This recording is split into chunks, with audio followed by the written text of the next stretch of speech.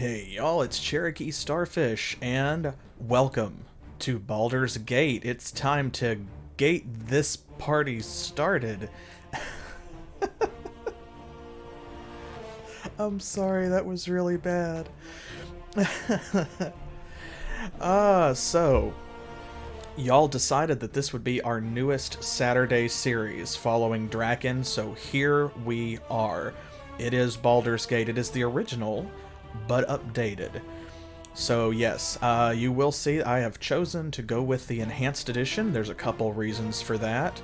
First being that it's a little bit easier for a lot of people to get, and it's going to run better on newer machines overall.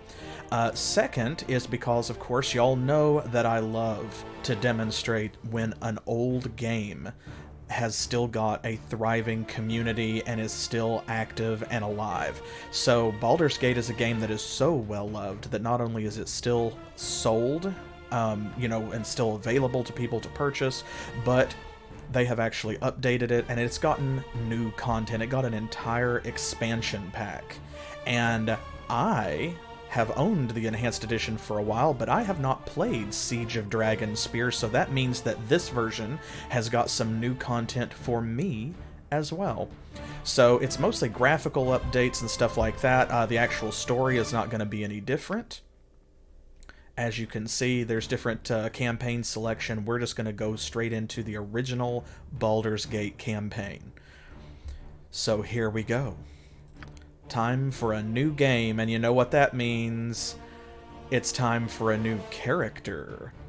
If y'all were here for Icewind Dale, of course, we created an entire party of characters, and you'll see down here, they do have that option, but Baldur's Gate is a little bit more story-driven than Icewind Dale, and so that means that it centers around a single protagonist, and then there are NPC AI-controlled followers that join the party and round things out, and each of them has their own side quests, their own missions, their own effects on the story.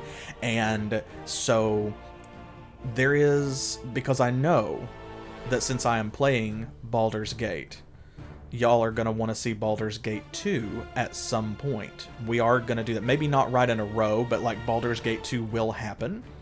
And when that happens, I would like to import our character from this game into the sequel, which is a feature, of course, that you can do. So, that being the case, Baldur's Gate 2 makes a lot more sense if you use the canon party from Baldur's Gate 1. We will get into who that is later on, as we get to those characters and start recruiting them. But what that means is, what I'd like to do today, this is kind of our session 0, as we say in tabletop, we're going to make our protagonist. This is our main character who will always be in the party. And I'm going to let y'all basically decide what our game plan is here. So, hey, thank you, old man, I appreciate that. So, So yeah, we're gonna make a protagonist here because we've got to have somebody to drive the adventure forward, but there are so many other NPCs that, and they have so many different complex relationships, there's so many different combinations that do and don't work, that I'm just going to preempt things, and we're not going to pull a Chrono Cross. Instead, we are going to be using that canon party of specific characters, and that is going to include a thief, a fighter druid, a pure fighter, a ranger, and a wizard. And all of them are some flavor of good in alignment. So that tells you what kind of character we need to be looking for here in our protagonist, because you're going to see gender, race, class, alignment, abilities, skills, appearance, and name. So we've got to build an identity for this character that's going to work with those other characters. You can do an evil playthrough of Baldur's Gate. It's not nearly as interesting as you might think that it is, unfortunately. It's good all the way, honestly, because it's not that the game punishes you for playing evil, it also doesn't really reward you that much. So let's dive in and get started thinking about this character. Now, of course, this game was made a long time ago, so gender binary is in full effect. But you can see they do tell you it's an aesthetic choice, doesn't affect your attributes in any fashion.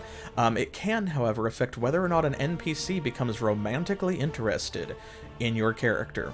So, what are we feeling? Are we going to play someone male presenting or someone feminine?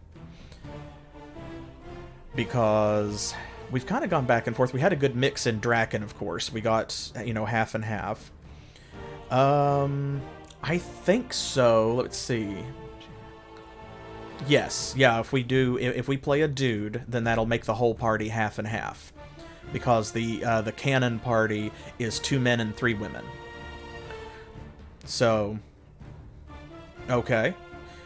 Alright, yeah, I mean, hey, if we can't break out of the gender binary, we might as well have equality, right? Alright, dude it is. Let's dude this.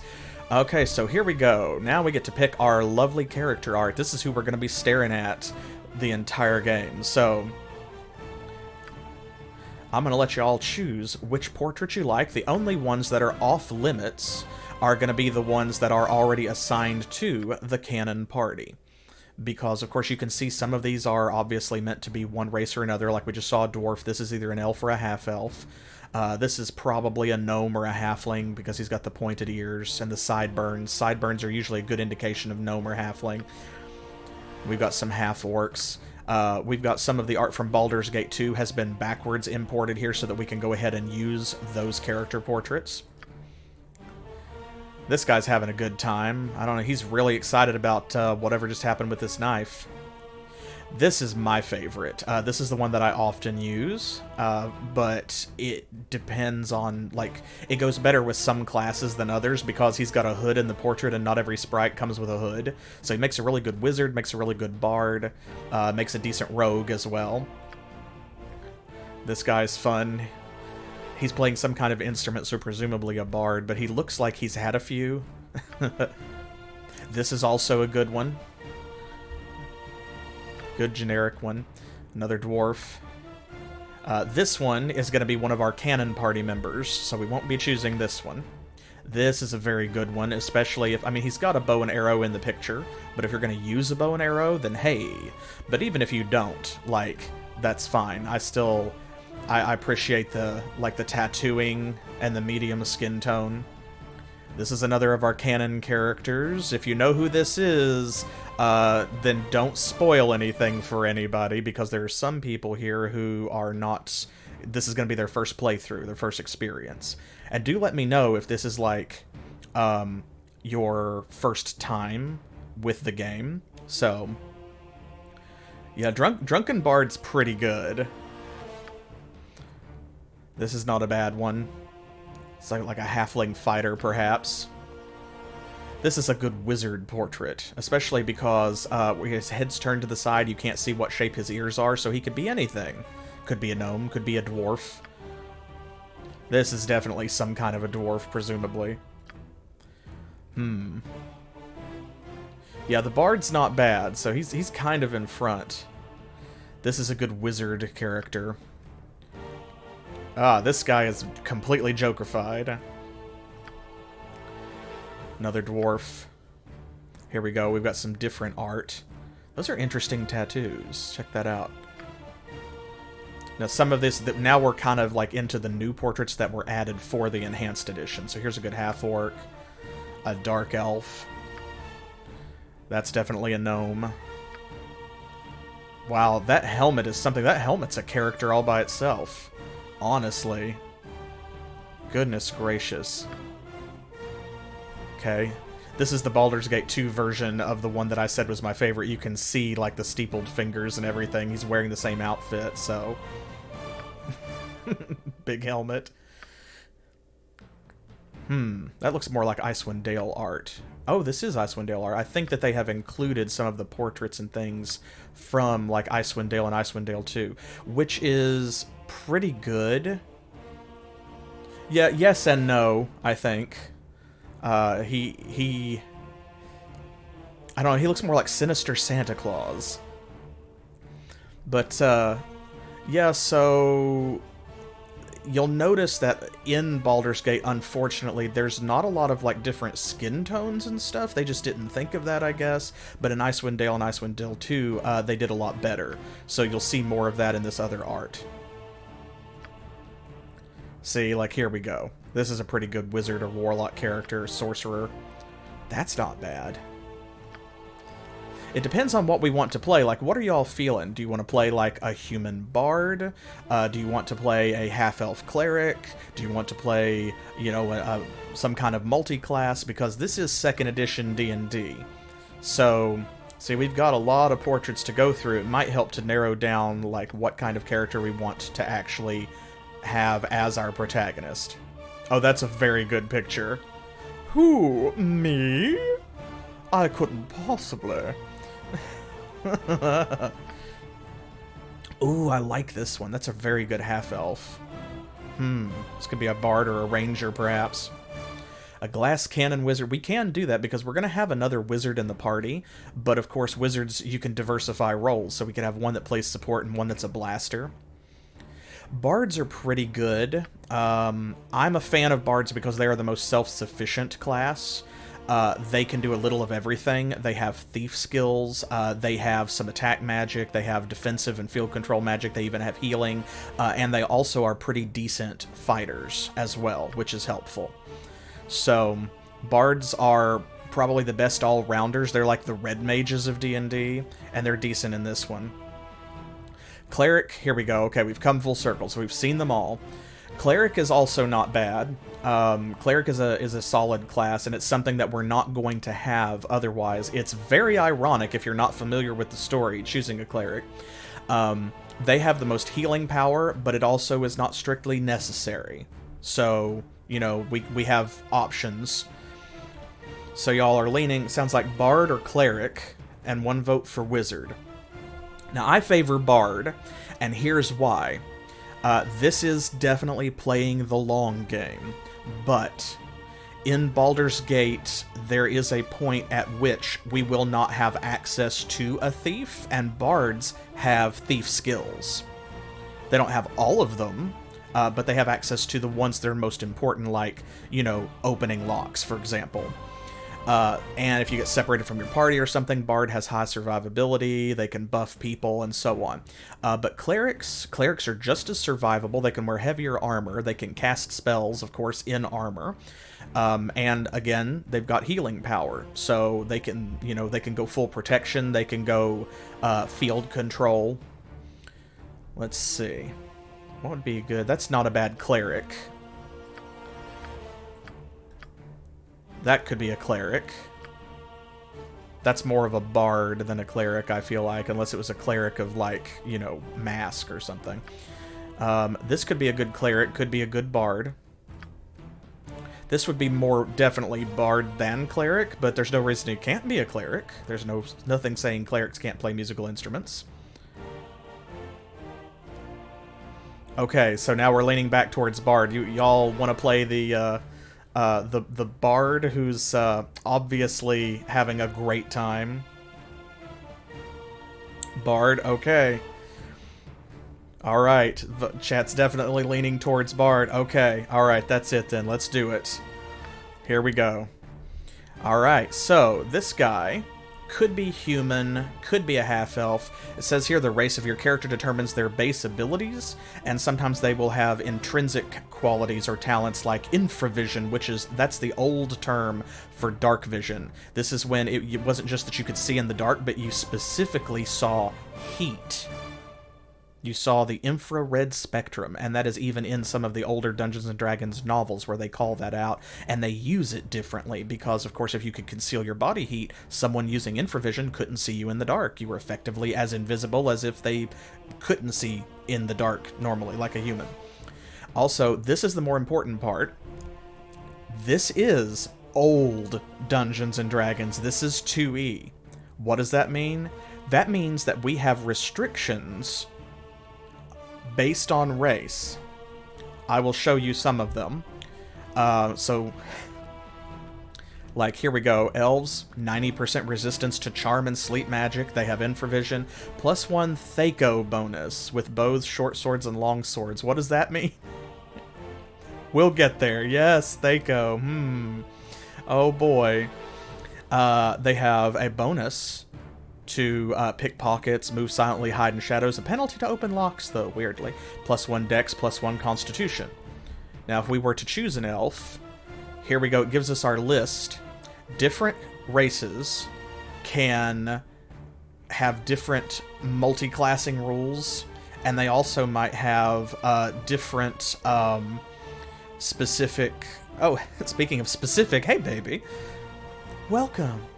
But they have different, like, level caps for specific classes. So, like, an elf might only be able to go so high in fighter, but they might have no limit on mage. They can achieve any level.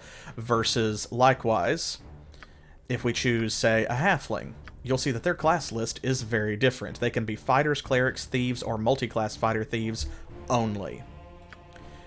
So, let's choose a human. So here we go. Humans are the predominant race of Faerun. They rule most of the significant empires and kingdoms of the realms, yada yada yada, whatever. But here we go. They can advance as any class and are also the only race that can dual class. They cannot multi-class. So what's the difference? Well, in 2nd edition there were special rules. You see, multi-classing means leveling up in more than one class at the same time and getting all of those abilities. Your experience points are split between them, so you level up more slowly than a single class character, but you are a fighter, a mage, and a thief. Humans can't do that. Their lives are too short. Instead, what humans can do is dual class. When you dual class, you start as a single class, such as fighter or cleric, you level up to a certain point, and then when you decide that you're done with that class, for whatever reason, you just stop in it, and you start over at level 1 in a totally different class. You can do this only one time. You lose all of your other abilities until your new class exceeds your old class in level, and then you are, let's say your 2nd class is a bard, you might be a level 12 bard, and now you also have all of the abilities of a level 11 fighter, because that's where you stopped being a fighter. And you get all your fighter abilities back all at once when you become a level 12 bard, suddenly and for some reason. But you can never level up in fighter again. However, you can keep leveling up in bard. Weird. Why they did that, I don't know. They must have thought it was a good idea at the time. At this time, we're just going to play a bard, who is a rogue, but very different from the thief. The bard's strength is his pleasant and charming personality. Oh, why, thank you. Yes, there is. That's right, Trance. There is an experience cap, which means that if you are multi-class, you will cap out at a lower power level overall than someone who is single class. So, gospel singer. So yeah, the Cleric's still on the table. We'll see what happens. So, with his charming personality and his wits, he makes his way through the world. A bard is a talented musician and a walking storehouse of gossip, tall tales, and lore. He learns a little bit about everything that crosses his path and is a jack of all trades, but master of none. Well, that's okay. That's better than a master of one. While many bards are scoundrels, their stories and songs are welcome almost everywhere. And here's what we get. We cannot wear armor heavier than chainmail, but we can wear armor up to chainmail. However, we can't cast spells while wearing armor. Yeah, so we have to pick one or the other. We can be unarmored and have magic, or we can wear armor and wade into a fight and not have any spellcasting ability. So, yeah, that's true, because clerics can cast spells while wearing armor. They can equip bucklers, but not larger shields. They can become proficient in any weapon, so they can use anything, but they cannot be better than proficient. They can't master a weapon. They can also learn any fighting style, which includes archery, dual-wielding, two-handed weaponry, whatever, but again, they can't become more than proficient with it, which means that gets rid of the penalty. They don't have a penalty, but they cannot master it, so they don't get bonus attacks and things like that. They can pick pockets. They gain a bonus to lore. Lore in Baldur's Gate is your passive skill that allows you to automatically identify magical or other interesting items that you pick up without having to cast a spell. Starting at 2nd level, they can cast arcane spells, similar to a wizard. They may use the Bard's Song ability while active. Bard's Song has the following effects. It restores morale to its average value. So if you have a morale penalty for some reason, fixes that. Removes fear effects, and adds protection from fear. They can be any neutral alignment, so chaotic neutral, neutral good, neutral evil, true neutral, lawful neutral. And they have a d6 hit die, so they're not quite as beefy as Clerics. So there we go. Again, master of many trades, but not as good as a specialist in any of them. So what do you think? Yep, me too. No, I've been playing 5e for a long time, and before that I played Pathfinder for a long time. So I grew up playing 2nd edition. This is the Dungeons and Dragons that I learned as a child of like 5, with the big yellow box edition. But it's been a while. So, Shaman. So they have added a couple of different like class kits that were not vanilla 2nd edition D&D classes. You'll see sorcerer here. This was sort of like a twist on wizard versus really its own class. Back in 2nd edition, it didn't diversify, it didn't diverge properly until 3rd edition. Same thing with Monk. Monk is kind of like a weird fighter-thief hybrid for some reason. Shaman, you'll see here, forge a divine connection with the natural world similar to the way druids commune with nature, but shamans are more spiritual than primal. They directly tap into the energies that flow through the earth and air, plants and animals, even through the dead, and shape those to obey their will. Nowhere is this more evident than in their ability to summon powerful spirits as guardians and defenders. They value balance over dominance. So they have a lot of the restrictions of druids, but they are sort of like a druid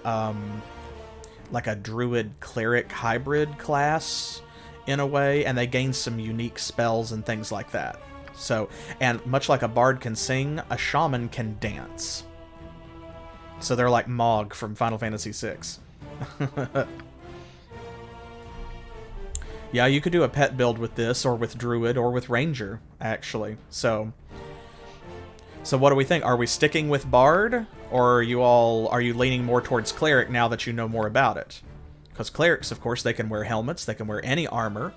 They do have a limitation of what kind of weapons they can use. They can't use, like, bladed weapons. So they can't use spears and swords for the most part. But they can use hammers, maces, they can use staves. They suck at ranged combat is their biggest failing. They can only use a sling, but also if you're a cleric, you're probably going to wait in on the front lines anyway. Much like the bard, they can only be so good at fighting, but they get turn undead. They can cast pre-spells while wearing armor, and they have a d8 hit die, so it's harder to kill them, especially considering that they can heal themselves. So, are we sticking with bard? Yes and no. It gets better over time. The pickpockets can be really useful because you can spam that to steal some really great stuff without having to kill people or do quests for them, and just take things right out their inventory. But we are going to have a thief with us, so it's not essential. Like I said, that's a long game thing.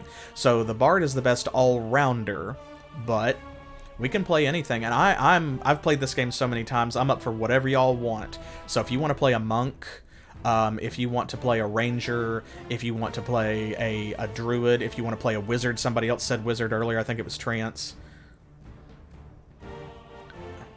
Okay, so now we're leaning towards cleric, but you want to keep the same character portrait. Okay. Everybody in on that? Shaman is interesting, but yeah, I definitely recommend y'all play this yourself.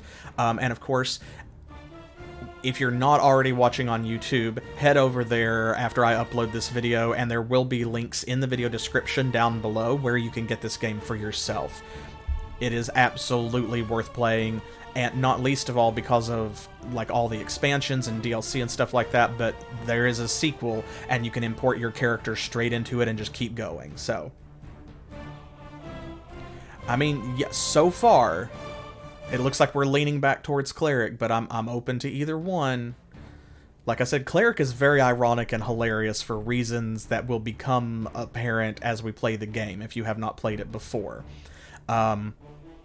So it's up to y'all. Let's go ahead. Let's decide now. We're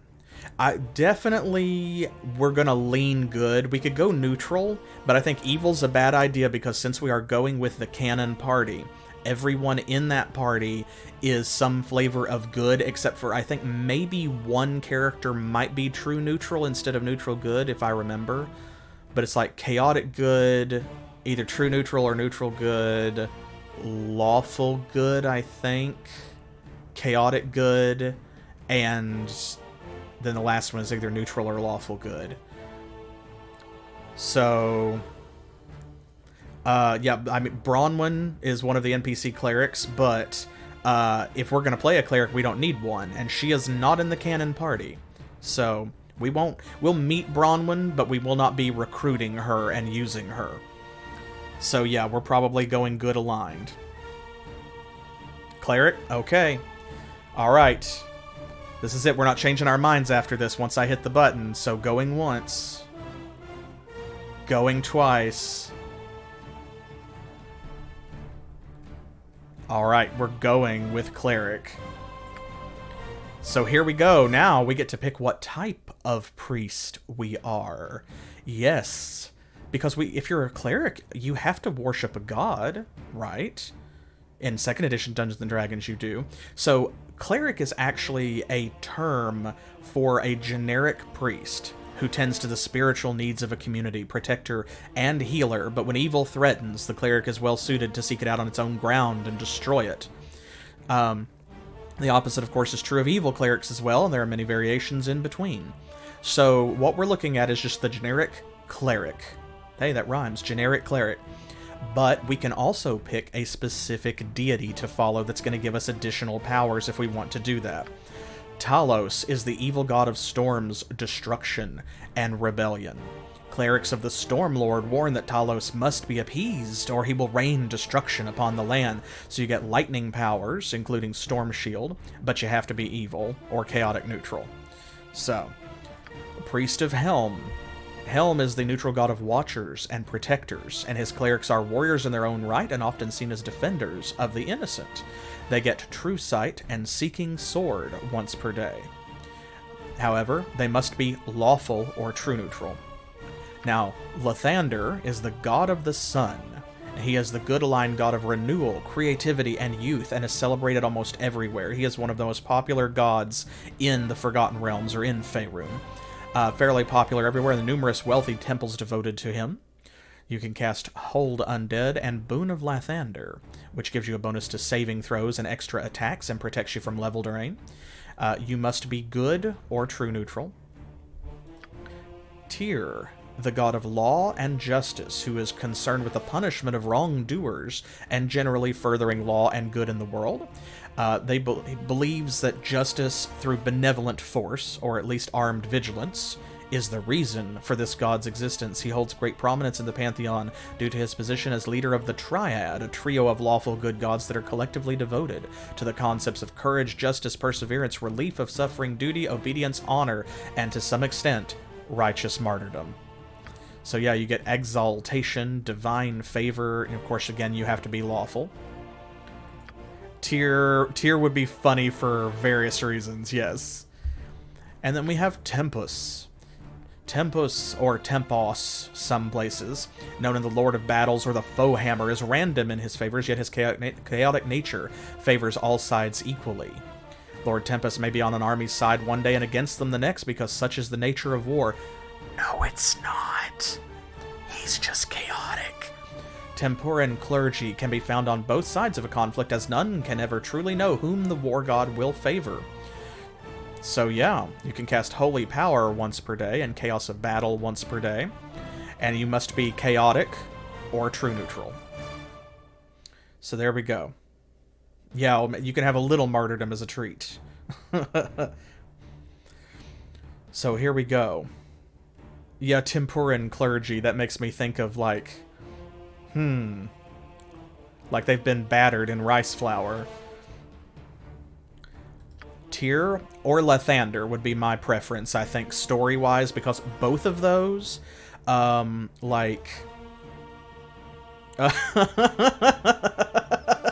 because we're a protagonist, we're just going to be kicking in doors and killing everybody. That is very Tempest. But I favor either Tyr or Lathander for story reasons that I will not now reveal.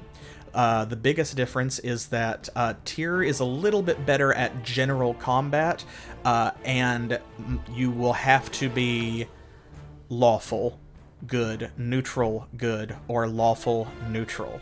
So those are your alignment choices. Lathander is better at magical combat and is specifically at fighting the undead, and we have more options, so if you want to play chaotic, we have to play Lathander. We can't play a priest of Tyr. So... okay, we're leaning Tyr, seems like. Yes, there can be, because in this game, there are some restrictions on things like how certain characters are going to react to you differently based on your alignment. Like, chaotic characters are going to get along worse with lawful characters. Neutral characters are going to get along more easily with everybody, and so on. And also, there are some, like, magical items, for example, certain equipment, that you simply cannot equip if you are not the correct alignment. Like, you must be evil, or you must be lawful, or you must be neutral, or good, or what have you. Otherwise, you simply cannot use that sword or that armor. So, and yeah, and there are also some dialogue choice restrictions. Once in a while, it does come up, your alignment lets you say certain things in response to certain quests that a different alignment would not say or would treat differently. So, if you want to play chaotic, we have to go with Lathander. If we play Tyr, then we can do lawful good or neutral good. Neutral good Tyr? Okay, it seems like we're leaning towards Tyr. Most of you favor Tyr. So let's do this then. Tyr or Lathander. Go ahead and give me your votes. Good for the sake of good. Yeah, Crow, that is what neutral good basically translates to. Okay, Tyr coming out strong. Alright, then let's do it. Speak up now or forever hold your peace. Going once. Going twice. And... Tyr we go. Alright, a priest of Tyr. Neutral good. So here's what that means. As Crow said, these characters believe that a balance of forces is important, but the concerns of law and chaos do not moderate the need for good. And I see that, Trance, but like I think I think neutral is coming out pretty strong here. But again, y'all let me know for sure. We're gonna go through this and tell me which you prefer, neutral or lawful. So, since the universe is vast and contains many creatures striving for different goals, a determined pursuit of good will not upset the balance, may even maintain it. If fostering good means supporting organized society, then that is what must be done. If good can only come about through the overthrow of existing social order, so be it. Social structure itself has no innate value to them. A baron who violates the orders of his king to destroy something he sees as evil is an example of a neutral good character. So there we go. And lawful good. Characters of this alignment believe that an orderly, strong society with a well-organized government can work to make life better for the majority of the people. To ensure the quality of life, laws must be created and obeyed. When people respect the laws and try to help one another, society as a whole prospers. Therefore, lawful good characters strive for those things that will bring the greatest benefit to the most people and cause the least harm. An honest and hard-working serf, a kindly and wise king, or a stern but forthright minister of justice are all examples of lawful good people. So lawful good believes that society is important to doing the work of good, and that if society founders, that's how evil prospers. Neutral good believes that good is a force unto itself and an end unto itself as well as a means, and they don't give a shit about society or what it thinks of them. They just do whatever is right. So, That's true. They are, like, Tyr himself is lawful good, but he allows neutral good. So, seems like we are leaning towards neutral. Go ahead and make your votes. Let it be known, neutral good or lawful good.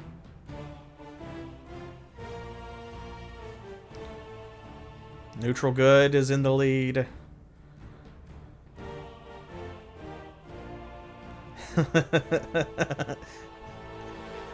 Okay. All right, we're feeling weirdly ambivalent about lawful and more determined about neutral. So, okay. Then here we go. Neutral good. Our abilities. So now this is the fun part, right? So, these are the classic Dungeons and Dragons stats. Y'all know them. Say it if you know it. You know, strength, dexterity, constitution, intelligence, wisdom, charisma. Sing along if you know the words. Strength, of course, is exactly what it says. Dexterity, your quickness and deftness of hand. Constitution is how tough you are, how healthy. Intelligence is your ability to reason and like your book smarts and education. Your memory. Wisdom is how in tune you are with the world around you and with other people, so it's like your empathy, your intuition, and so on, your common sense. Charisma is a combination of your physical attractiveness and much more than that, your personality and force thereof, so your strength of will and also your ability to interact with others and sway them to your cause. So, there we go. Charisma, uniqueness, nerve, and talent. Indeed. So here we go. They do us the favor of showing these are our total values. We can adjust these however we like. So as a cleric, we're going to need a lot of wisdom. We're going to need decent charisma. We probably also want a good constitution so that we don't die. We want a good strength scores because we're going to be in melee combat and we're going to need to carry a lot of like heavy armor and a shield and stuff. So that means our inventory is going to be full. And intelligence is important because that's going to affect a lot of our dialogue options. So that means, yes, yeah, 78's a pretty decent roll. So dexterity is actually our least important stat here, although, of course, if we have a high... Like, we want a good dexterity if we can get it. We want good stats and everything if we can get it. But dexterity is our dump stat. So, we can adjust these. You can see, like, I can take 2 points out of dexterity and put them in strength. So this right here is what we're looking for. We need a good total roll. As old man said, 78 is already a little bit better than average. But this is great because what you can do is you can roll here as many times as you want, and when you get a good high total, you can store it. Then you can re-roll new stats and look for another high number, and if you can't find one that's better than what you already had, you can recall what you saved. So that's great. Yeah, actually, well, if we were going to go with Bard instead of Cleric, then that would be true, especially if we want to get the most out of Bard, because then we couldn't wear armor. So high dexterity is imperative. And we would probably go with, like, either throwing weapons or a bow or something, but this is Cleric, so dexterity means nothing, because we're going to be wearing full plate armor. So let's see. Let's see how good we can get. We want something higher. Oop, there we go. An 83 is higher than 78. Let's see if we can get... Well, there's an 88. That's very good. Can we break 90? Can we break 90?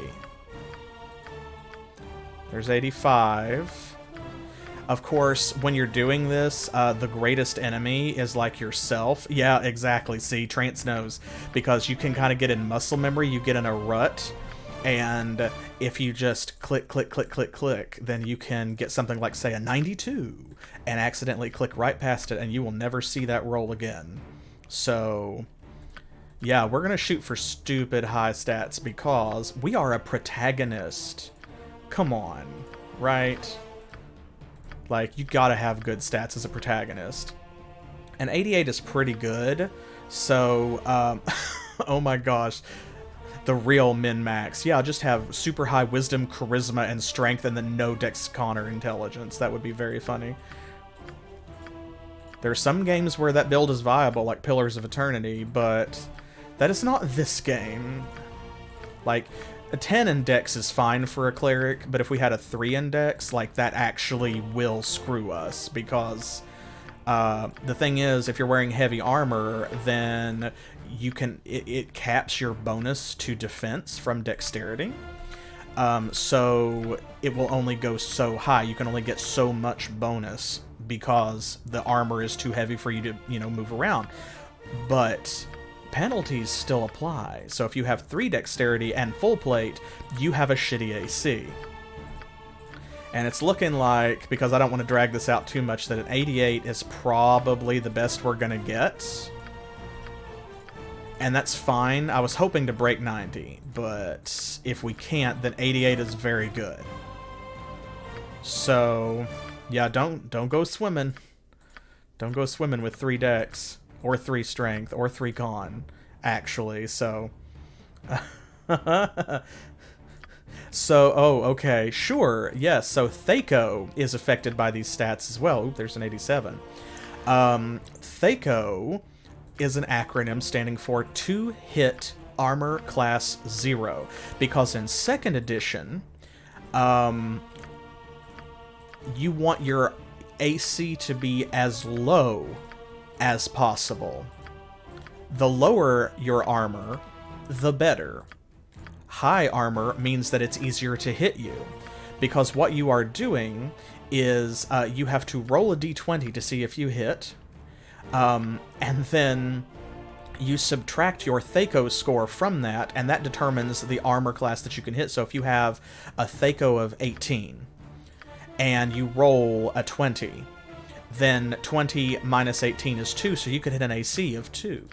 If you had a Thaco of 19, and, you know, you rolled whatever, like a 20, then, you know, that would be 1, and so forth. So you want your AC to be as low as possible. The higher it is, the worse your defense, which is why you'll see that things like plate armor are going to drop your AC down to, you know, numbers like 5 and 3. So it will look like they're actually hurting you, but no, in 2nd edition, that's good. You want an AC of 0, which is why Thaco is 2 hit armor class 0. What do you have to roll based on this number in order to hit someone who has an AC of 0, which is very, very good. So, inverse AC, yes. Okay, well, I'm sick of clicking. So we're getting a lot of 70s, which is average, and I'm not seeing anything better than that 88. So let's call that back up. And here we go. Okay, so here's what I'm going to do. This is the way that I usually do it, is I subtract everything down to 10, because you don't want anything lower than 10, and this shows you how many points you have to work with. So, we want maximum wisdom, because wisdom is the prime requisite of priests. This is going to affect, like, how our spells do. So we need a high wisdom. Charisma is also important because it affects abilities such as turn undead. And charisma and intelligence both are going to affect a lot of our dialogue options. So that means that we want to be at least decent in both of those, for sure. Now again, dexterity, not super important, right? We have other people to do the dex work for us, but we need at least some constitution and strength, because we want to be as tough as possible. We want to resist poisons and, you know, things like that, paralysis and what have you, but we also need decent strength so that we can carry that heavy armor. So let's see. These numbers are a little bit trickier because they don't have the same clean-cut system that they developed in 3rd edition, where on every even number, your modifier goes up by 1, and then the modifier is what's actually important. In here, it actually is, like, sometimes the odd numbers matter, because there's a whole chart. So, I'm thinking maybe this, 18 wisdom, a 15 and everything else, and then fuck our dexterity, is kind of what I'm thinking. And then, because if I don't, there'll be a 92 hiding back there in the algorithm or something. Oh, well. Okay, well. You have to try, right? Okay, so that looks pretty good to me. This means that we'll be able to wear heavy armor. We will be able to, to resist most poisons and stuff like that. We'll have the majority of dialogue options available to us. And this also means that we can actually benefit from the equipment that we find, because this is something that people who min-max, who are really into the crunchy part of this is less of a consideration for them. But from a role-playing perspective, if you have too many magical items, they stop feeling like treasure, right? And also, if you find things that you can't use, then what good is it to you? So if your stats are too good, then what that means is that it takes some of the strategy out of the game, at least for me, because now if we find, say, a headband of intelligence +2, that's useful to us because we have 15 intelligence, so 17 is a big difference. But if we had 20 intelligence, then a headband of intellect +2 doesn't really do anything for our character. See? So that means that it takes away some of the tension and excitement of finding those items and going hunting for them even, and also of doing stuff like having to decide which of these is better. We can only wear 2 magical rings. Which 2 are we going to wear? So I think this is pretty solid. So here we go. Our skills, and you can see it's filling out our character sheet here, right? So just dump that other stuff and just put it all into charisma, like especially if he's going to dual class into bard later, right? Okay, so we have 2 proficiency slots. We have no skills. Here's what we can choose. Second edition was very different. They did not have feats. They had weapon proficiencies, and you had a certain number of proficiencies that you got based on your level as you leveled up. The more of a warrior you are, like a fighter or a paladin, the more of these that you get them more often, and you can put more ranks in them. Like, see, this caps at 1. We can never put more than 1 rank in, whereas a fighter could put up to like 4. And then you have non-weapon proficiencies, which were kind of like feats, and they gave you other abilities that were not necessarily combat-based.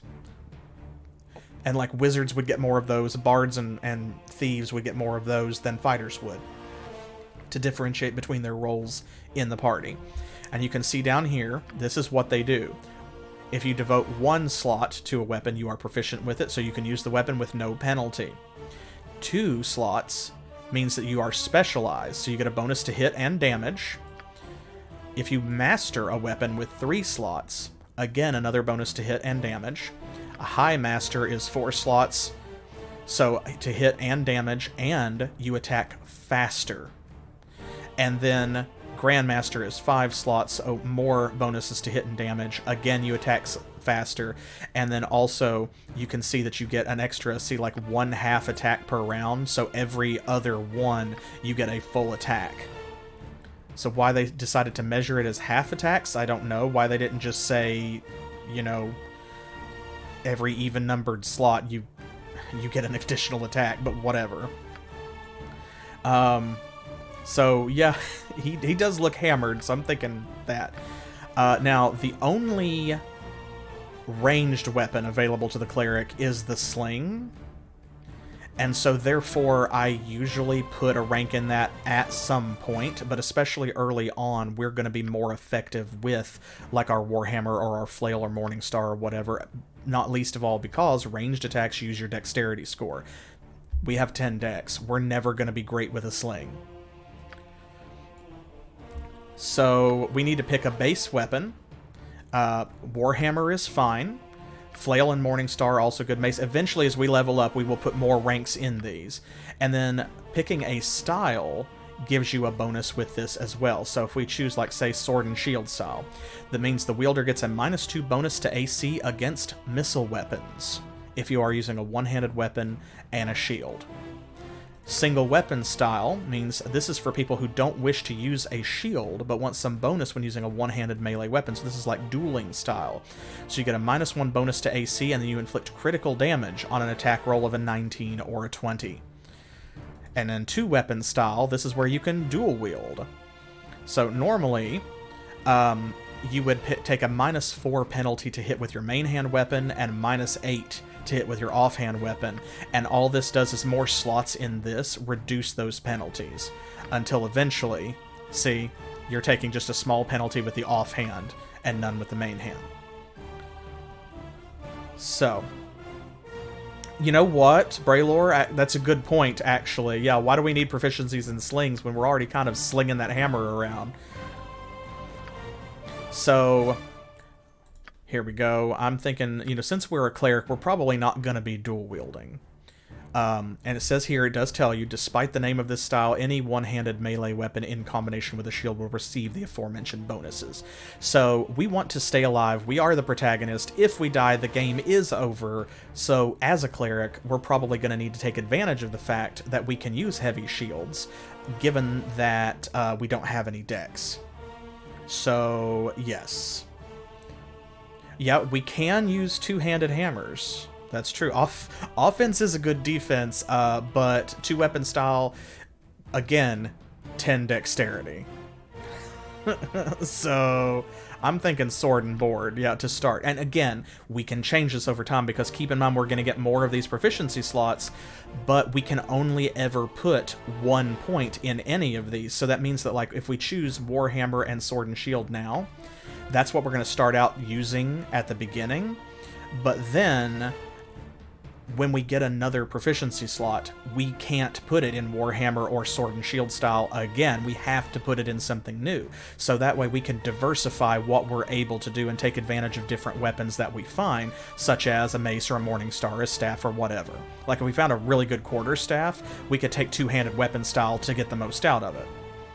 So, but for now, it seems like shield for sure.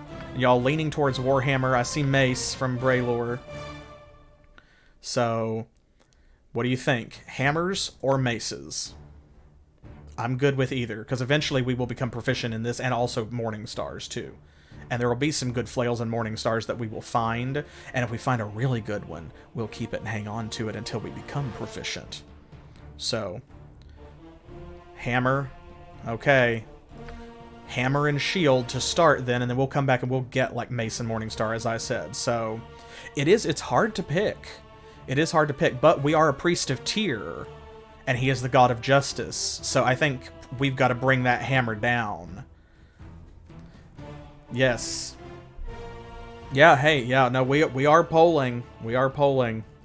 Give me your votes. Yeah, exactly. That's kind of what I was thinking, Trance. It's like the hammer is like a judge's gavel. That's true. Yeah, I mean, there are some very good flails in the game. But there's also some very good warhammers. So, okay. Seems like it's hammer time. Going once. Going twice. Case dismissed. Okay. Now this is where we get to pick our spells. We get to memorize 3 spells from the above list. These are just the spells that we have memorized at the beginning of the game. Clerics are not wizards. Their spells known list is just the cleric spell list. Yes, this is the enhanced edition. This is the enhanced edition. I wanted to show off the fusion of old and new. So, I think so. There might be one in this one as well, but I don't remember, Flash. But anyway, we can change these as much as we want. All we have to do is rest to get them back. So we're going to take a Cure Light Wounds, because that's our only healing spell, at least at the beginning. Let's see. Bless doesn't last that long. Let's see. Armor of Faith is not bad, but it's not going to last for a very long time at the beginning. A lot of the buffs are going to start out kind of crappy just because we're level 1. Obviously, as we get more powerful, they will get better.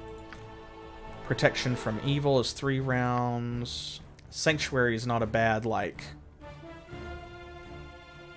emergency spell. I think I'm probably going to go with... I'm going to do another Cure Light Wounds, so you can see that there's 2 stacked up, and then...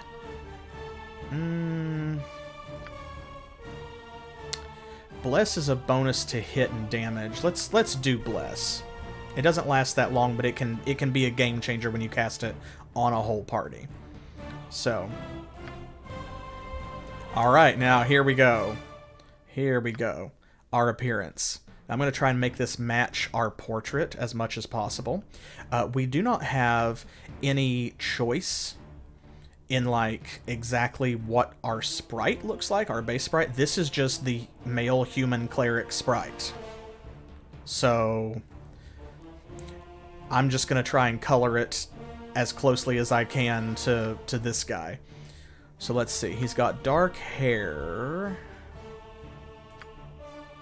Kind of there, I think. He's got kind of a medium skin tone. He might not be quite that dark. Let's see. Oops. I went back. Let's see. Probably he's probably about like here-ish. We'll say there. Okay. Yes, we did. Yep. This is our apparently drunken cleric, it looks like. Let's see. Most of his clothing is going to be that kind of like a light leather color-ish. That looks pretty close. And it looks like he's got sort of a white-ish green shirt, like almost a mint. That's too orangey. Let's see.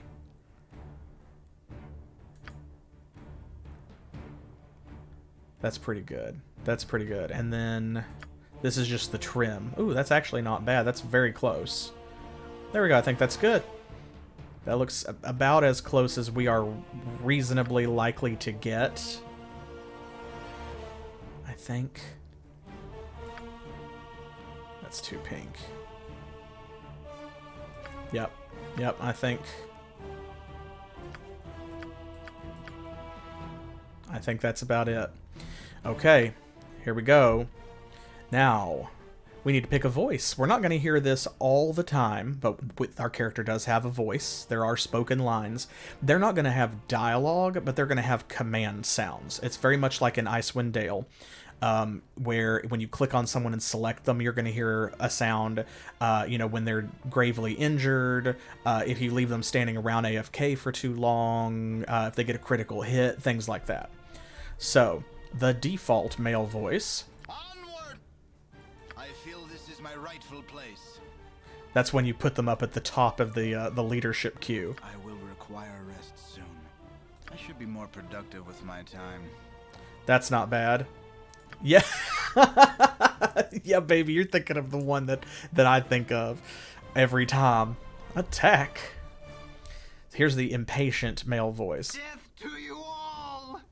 Oh, well, he can't wait for that. As it should be. I must rest my eyes a while. You can hear, like, there's such a difference in the voice acting between some of the different lines. Like, he comes out of there with a death to you all. But then immediately he's like... Such a waste of time this is.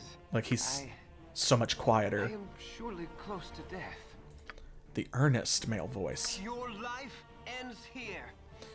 I alone belong here. Yeah, that is a mood. I am surely close to death.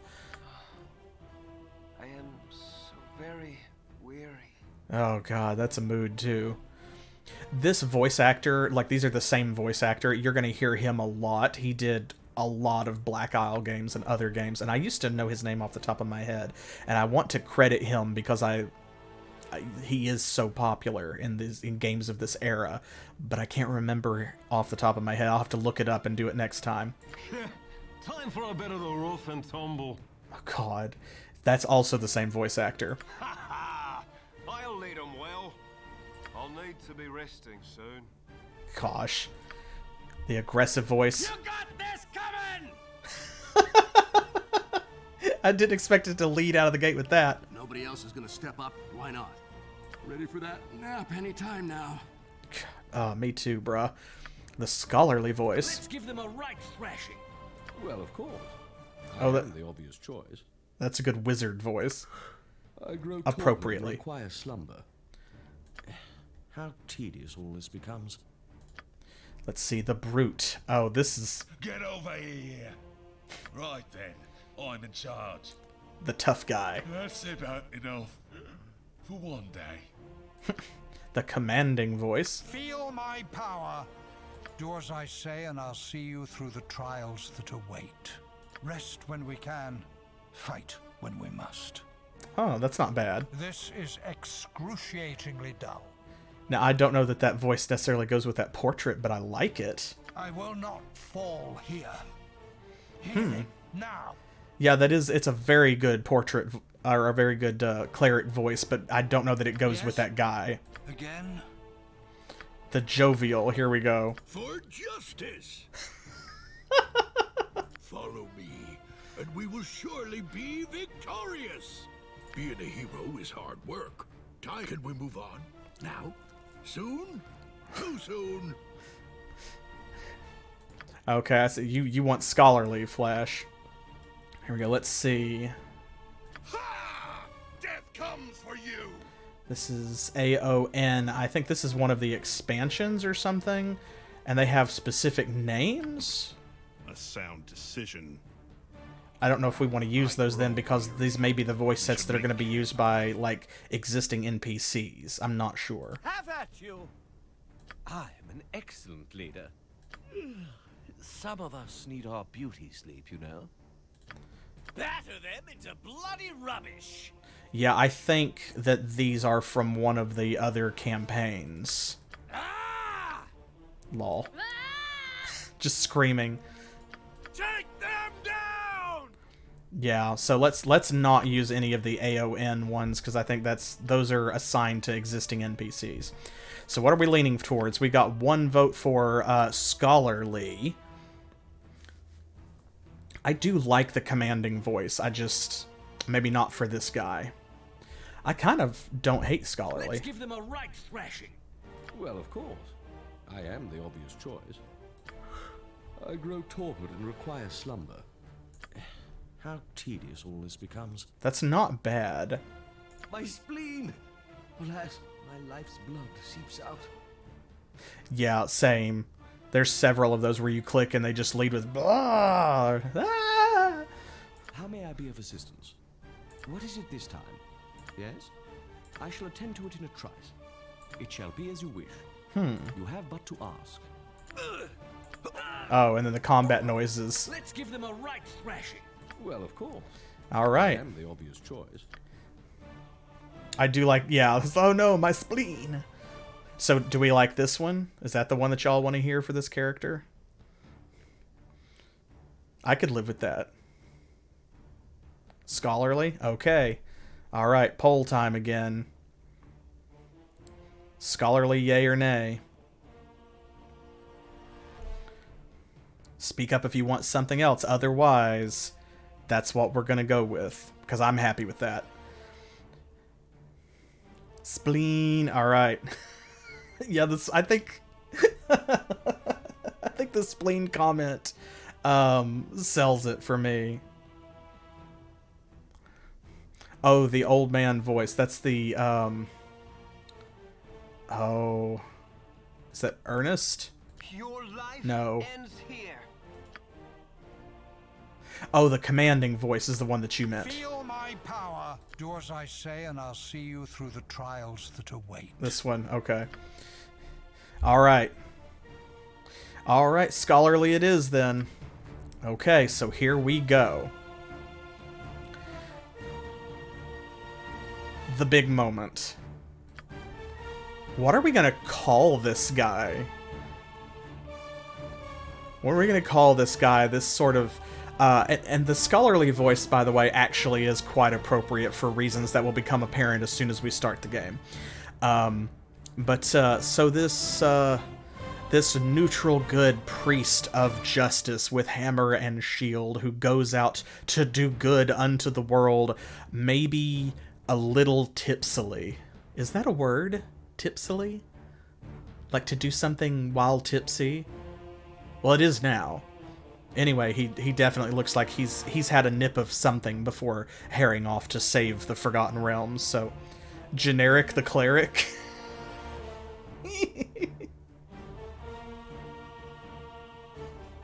That's... okay. That's pretty good. That's pretty good. And we made that joke earlier. Generic cleric. Because of course there's like the non-mythos priest that you can play. So generic cleric is very good. Can we fantasy that up a bit? Let's see. There we go. Like, we can fantasyfy that. Biggest Gaius is also... That makes me think... Do you find it wiseable when I say the name Biggest Gaius? Ooh. Oh, wait. No. Baby, you might have it. Because he's slightly, like, he's kind of a drunk, right? That's what we're going with. That's what we're getting from this portrait. What if it's gin? Like the alcohol. Is it gin Eryk? There we go. Gin Eryk. Gin Eryk the Cleric. You know, that's fun. Honestly, if you didn't know the joke in the context and you just saw that, you would think that that was, ironically, a generic fantasy name. Like that this came from a fantasy name generator or something. Father Gin Eryk. I don't know if he... Well, I mean, he's a cleric, technically. But he's probably a novitiate. Or a novice initiate. I don't know. Well, if he's a full cleric, he's a full priest. Would he be a father? Or a minister? Oh, yes. No, don't get me wrong. I also hate this. I just love it in equal measure. Oh, I see. Your problem isn't the joke. It's that his name's Gin and Eryk. Like someone's named David Thomas. Oh, goodness. Okay. Gin Eryk is growing on me, I think. Oh, boy. I think this is it. Yeah, you're not really a cleric, you were just adopted. You can't be a father because you don't have one. Oh gosh. I think it's Gin Eryk. Okay. Gin Eryk the Cleric. So here we go. This is our character's backstory that you need to know. Long did you marvel at the tales of your foster father, Gorion. Wow, that was a really bad read on that. Long did you marvel at the tales your foster father, Gorion, read to you from the various holy books housed in your childhood home of Candlekeep. There we go. Now I've got it. The strength and power of faith inspired you, but the petty squabbles of the gods only filled you with disdain. From this you came to understand the monks of the keep, and the nature of their beliefs. Some of the brethren, perhaps responding to Gorion's subtle urging, graciously answered your many questions, teaching you much about the meaning and role of the priesthood. You know little of how you came to be a ward of Gorion's, but over the years you have gleaned something of your mother's tale from his vague allusions, and from the words he sometimes uttered in tear-filled sleep. She was a human from Silvery Moon, and a friend of his for many seasons. As you have no memory of her, nor any keepsakes to remind you of her existence, you have come to believe that she died while giving birth to you. Perhaps it was the pain of such a parting that led Gorion to cloister himself within the narrow halls of Candlekeep and raise you as his own. Of your father, you have learned nothing. I'm going to add a note here, because, see, we can edit this. So... yeah, exactly. See, that's why the scholarly voice is appropriate. You basically grew up on a college campus. But I like that they kind of auto-generate based on your race and your class, what your backstory is, which is pretty clever. So let's see, I'm just going to add a note. Perhaps it was the pain of such a parting that led Gorion to cloister himself within the narrow halls of Candlekeep and raise you as his own. Tyr knows. It is a similar pain that drives you more often.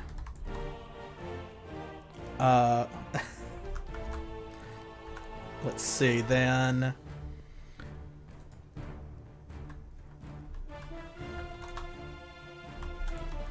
Is likely good for you to have a nip from the old flask. There we go. We have to get that character in there, right?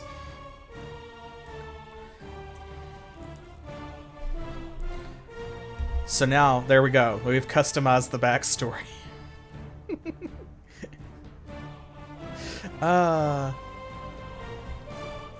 Okay. So here we go.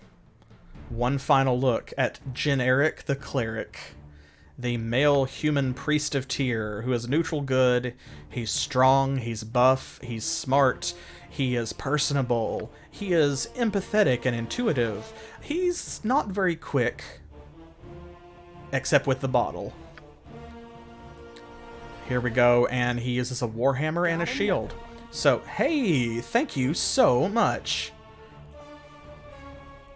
I appreciate that. A sub from Braylord there. Now is a good time. Now's a good time to be subbed, because this, folks, we're going to be on this ride for a while. Y'all chose Baldur's Gate, so I want you to promise me that you're going to stick with it, because I am. We're doing the whole thing. Here we go. Let's get started. Let's gate started. That's the second time I've made that joke already, and you know what? I'm not going to apologize the second time. I'm fucking funny. That's so funny. Okay, here we go. Difficulty. Story mode, easy, normal. We're just going to go with normal, because it's whatever. Weirdly, though, I am going to point out, normal difficulty is actually easier than the core rules, which is weird. Like, you'll see here, it says enemies deal full damage and employ advanced combat tactics. Stronger enemy types may appear. Enemy groups are more varied. And here they deal 25% less damage and usually don't use their most powerful spells and items. But that's not the reason why I'm choosing it. I'm going with normal mode, or leaving it on normal mode, because of this. Party members cannot permanently die. Hit point rolls are maximized, and spells can be copied into spell books without failure. So in reverse order, losing a scroll when you try to copy it into your spell book, if you're a wizard, is just annoying. And if it's a powerful spell like Cone of Cold or something, I'm just going to save scum that anyway. So, like, whatever. Hit point rolls are maximized. That just means that we get knocked down less often, we have more staying power in fights, and we don't want to have to deal with loading it if I do lose a fight. Party members cannot permanently die. That's good, because that has a huge effect on the game and is also incredibly irritating. So I'm leaving it here just because I feel like this difficulty level is going to create the best, like, watching experience for y'all. So, here we go. Nestled atop the cliffs that rise from the Sword Coast, the citadel of Candlekeep houses the finest and most comprehensive collection of writings on the face of Farron. It is an imposing fortress. Faerun, not Farron. From the intrigues what in the that world? Occasionally plague the rest of the Forgotten Realms. It is secluded, highly regimented, and it is home. Within these hallowed halls of knowledge, your story begins. You have spent most of your 20 years of life within this keep's austere walls, under the tutelage of the sage Gorion. Acting as your father, he has raised you on 1,000 tales of heroes and monsters, lovers and infidels, battles and tragedies. However, one story was always left untold, that of your true heritage. You have been told that you are an orphan, but your past is largely unknown. Lately, Gorion has been growing distant from you, as if some grave matter weighs heavily on his heart. You have asked about his concerns as gently as possible, but your queries have been in vain. Your sole comfort is the knowledge that he is a wise man, and you know he will tell you when the time is right. Nonetheless, his silence is troubling, and you cannot help but feel that something is terribly wrong. Today, Gorion has appeared more agitated than ever, and now he has uncharacteristically interrupted your chores in the middle of the day. imparting hurried instructions for you to equip yourself for travel. He has handed you what gold he can spare, but given no clue as to why. Nevertheless, you now stand before the Candlekeep Inn, ready to purchase what you need for an unplanned and unexpected journey. I hate when the speed of the narration does not match up with the speed of the scrolling text. That is a pet peeve of mine. All right, we're ready to go. Real quick, I am going to go ahead and make one adjustment before we hair off on this adventure, and that is I'm going to set the chat to fade for us, fade those messages out on the stream, so that way it won't be covering up the side menu in the recording, and you'll see why. So there's a lot here. So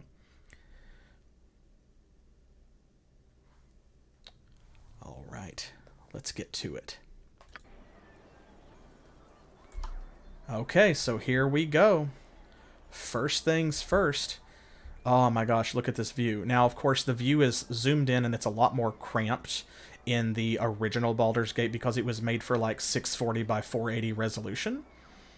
So this takes advantage in the enhanced edition of the fact that like bigger resolutions are just taken for granted now. Like 1080p is native. So you see when we pause it, it goes grayscale, which I kind of like. It's just a little touch. But down here, we've got our action bar. We've got, this is our message feedback. It's going to tell us, journal updated, find Gorion. And we've got our talk button. Here are our quick weapon slots. Turn undead, our ability. Here are our spell casting slots. This lets us select all of the spells that we have memorized. We can quick loot. And then we can also assign quick spells. We can assign items and quick items. And then we've got special abilities, which we have for being a Cleric of Tier. We've got Divine Favor and Exaltation, both once per day. Love to see it. Here on this side is our character menu. I'm probably going to... I might turn that scroll speed up a little bit. Reveal details. This, when you turn that on, it gives you just, like a hovering tooltip showing character names and highlighting doors and things that you can click on. I'm going to leave that just so that y'all can, A, see everything clearly, and B, help me play. So in case that looks like I'm going to miss something. This is Party AI. You can turn it on or off, which is a great option, so that way you can manually control all of the characters, or you can just equip them, and then they will act on their own based on their script. And then, of course, this is Select All. We've got our menu, we've got our rest, we've got our help, we have Quick Save, which I'm going to go ahead and do. We've got our Options menu, Priest Spells, Mage Spells, Character Sheet, Inventory, our Journal, our Map, and then, of course, this is just return to game from any of the other screens. So you can see Candlekeep is already explored because we live here. So we know what it looks like. And they have these little tool tips here. There we go. This shows like all the places you can actually walk to. The area map background, like this is where your character can stand, where they can move and go to, which is kind of cool. And then the map notes, that's these little things right here show you the Candlekeep Inn, the priest's quarters, the Temple of Ogma, the god of wisdom and knowledge, the storehouse, the clinic, the bunkhouse, the barracks, and Candlekeep itself, the big castle here in the middle. So we've got a whole community, a religious community, appropriate because we are a cleric. Here we go. We can search by terminology if we like for our through our journal. Yeah, it is kind of weird that you can't be a priest of Ogma because Candlekeep is basically like a temple of Ogma, so it is kind of strange. And then here we go. This is our inventory screen. You can see here bonus hit points per level +1 due to our constitution. Class hit points is 8. it's going to be maximum because we get a d8.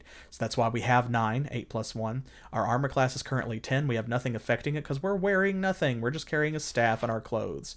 We have 100 gold to start. Our quarterstaff deals 1d6 damage. Our base Thaco there is 20 plus 3 from our proficiencies whenever we roll. So if we roll a 15, plus 3 will be 18, minus 20 Thaco, we can hit an AC of 2 with a high roll, etc. See, there's our base Thaco is 23, or our total Thaco is 23. And we can carry up to 120 pounds with the strength score that we have. That will be important later. And this is where we'll come to level up. We can check our class combat stats. See, attacks per round 1. Now it's giving us all of our derived stats that come from everything else that we have. Our damage. There were 5 different types of saving throws in 2nd edition Dungeons & Dragons. Your save versus paralysis, poison, and death. Your save versus rods, staves, and wand effects. Your save versus petrification and polymorphs. Save versus breath weapons. And save versus spells. Isn't that unnecessarily complicated and clunky? We have no resistances. Here's our skills. We have 14 lore, 11 reputation. Turn undead level is 1. Our special abilities, weight allowance, open doors. We have 15 to that. Plus 3 reaction. That's from our charisma. We have plus 2 bonus priest spell slots because we have 18 wisdom, which is great. And then we can check our biography here as well as our stats.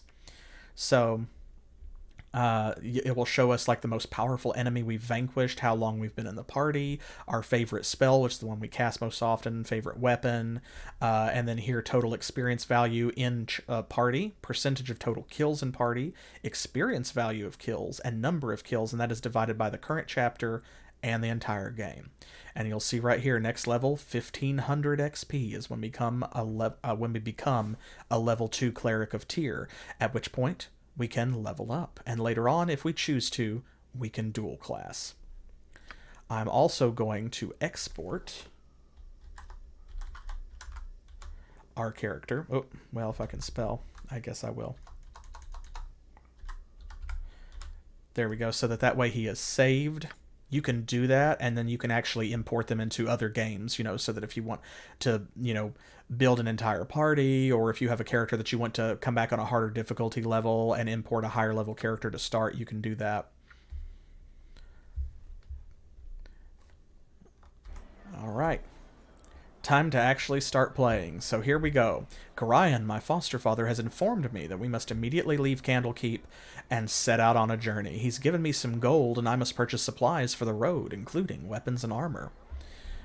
How may I be of assistance? All right, so here we go. I shall attend to it in a trice. I should have joined the army. I love that line.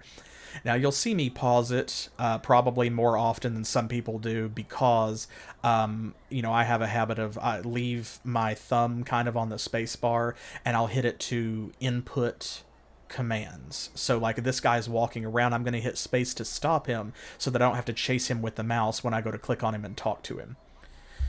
Winthrop has kept his prices as low as he could, but I expect that to change soon. It's been weeks since a trading caravan has made it here. Fair enough. Hello, tutor. Hello, child. Shall we continue your lessons? I've been instructed to tell you about basic mechanics, movement, and time, if there's anything in that sort you'd like to know more of. And of course, he can tell us about pausing the game, area map, camera zoom, movement, combat rounds. We're not going to talk to him right now because I've already explained most of that, and I'm not going to belabor the point more than I have. Very well, return to me if you wish to continue your lessons. I will be sure to do that. For now, let's duck into the Candlekeep Inn and meet our first lovable character. It shall be as you wish. So we've got a lot of folks in here that we can talk to, but this is the first person that we want to talk to. Winthrop, the innkeeper. My hotel's as clean as an elven arse. Again, one of my favorite and one of the most memorable lines in the game. Well, hello there, young one. come to visit your old pal Winthrop, have ye? Well, don't forget the 10,000 gold piece book entrance fee, as per Candlekeep's custom, don't you know? Oh boy. 10,000 gold piece book entrance fee. This is outrageous. Stuff you're in and stuff your company. Or like, oh, I fear I do not have that kind of entry fee with me. I suppose I shall return when I do. Single tier. Or, of course, we know he's joking, right? You always were the big kidder, Winthrop. That gets funnier very nearly every time I hear it. Well, perhaps not quite so often. Ha! Just having a bit of fun with ye, my friend. Them monks may be walking about with poles in their nethers, but you know you're always welcome here in my sight. Gorion did well by you, he did, so is there anything I can do for you? Some drinks, a room to sleep, or anything to buy? Sure, what have you got? So we have different qualities of room here. And it will tell you, while an adequate place to rest, rooms of this type offer little more than a roof over one's heads. Recuperative benefits will likely be minimal. You get what you pay for. So yeah, you can buy a night in different types of rooms, just like in a real hotel. You can buy the penthouse suite, or you can buy, like the closet under the stairs. And one of them's going to cost more than the other, but if you rest in a nicer room, you get more benefits. So you can get buffs from being well rested, and in some cases maybe like not spend as long to rest because you're resting better. You can also purchase a drink, and if you do so, you can hear a rumor here at the tavern. And here's what he's got to buy. So we're going to have to get some equipment, and you'll see a lot of this because we are clerics, has a red box around it. All of this stuff with a red box we cannot use at all. We just simply cannot equip it. Because you'll see there are other things that we can use, like the sling, for example. We're not proficient in that, but it doesn't have a red box around it. So this means we can never, ever, ever, ever, ever, ever, ever, ever, ever equip it. We cannot use it because we are cleric. Sling, we can use it. We'll just be really bad at it. Let's see, we got a bastard sword. We've got katanas. Here we go. We've got chainmail and things like that. Now, some of this is a bit out of our price range, as you can see. Shields, helmets, and so forth. So, what are we going to do about this? Well, we're going to come back, because there's other things that we can do first. Where are we? Hey! Camelio, thank you so much. Thank you for the raid. You brought like 8 people with you. Thank you so much. Camelio actually just played this game like a little while ago. I'm not sure if you're still playing it, but you were playing it. So definitely go check it out on his channel as well, because I saw a lot of his playthrough and it was very good. Let's talk to these other tutors. Here we go. This one's going to teach us how to buy and sell things, how to rent a room, how to listen to rumors. This is obviously the tutorial level. See, how to use stairs, how to open doors. Yes, teach me how to open doors. How to enter or leave a building. I've been trapped here for so long. I can't find my way out. Gorion always opens the door for me. How to travel between areas, how to pick items up off the ground, and how to search for items in containers. Let's see what this fella has to say. Firebead Elven Hair. Hard to find decent folk nowadays. Yes, indeed. Ah, yes, I'm back within the hallowed halls of Candlekeep. Within this iron crisis upon us, the trip from Baragos was more hazardous than I care to relate. You're Gorion's ward, aren't you? Aye, you have come into your own, if you would permit an old man jealous of youth to say so. I left an identify scroll with Tethtorial in the inner grounds. They should be done examining it by now, so if you could fetch it for me, I'd be grateful. Oh boy. Yeah, me too, Trance. I was always Firebeard Elven Hair for me, and I just always, my brain put an R there. Maybe because Firebeard makes more sense when you see the word hair. So beard and hair, whereas Firebead is like, who has named that?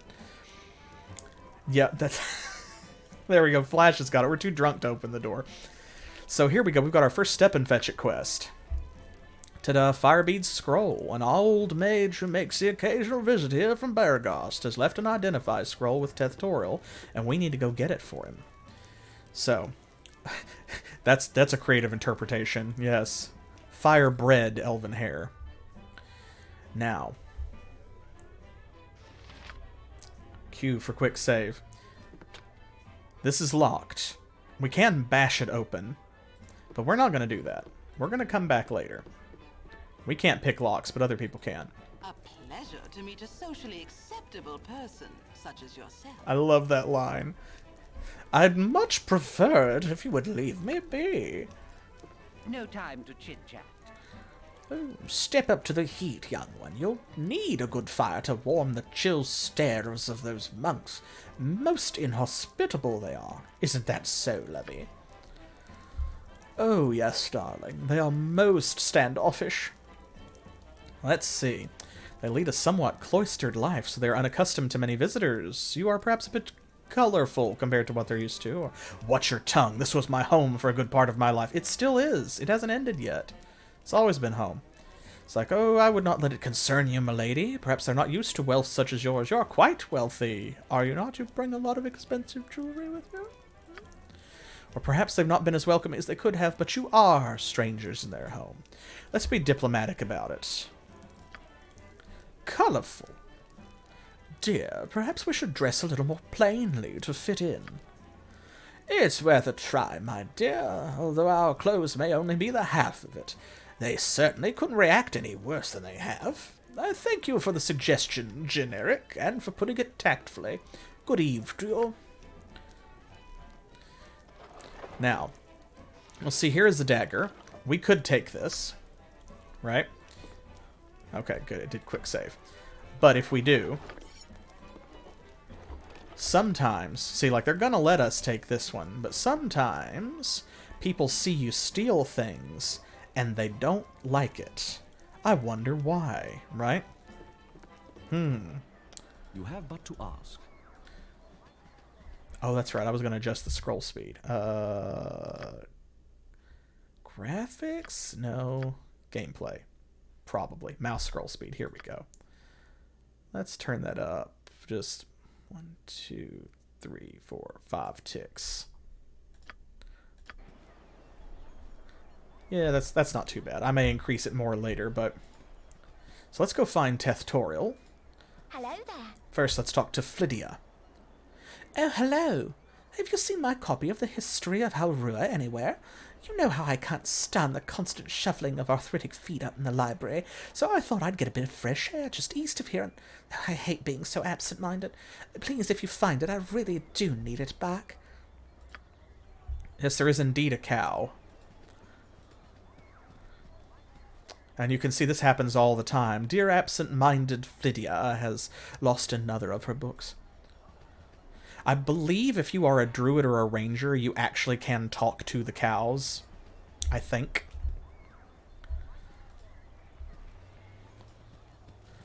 Go. Ah, the priest's quarters.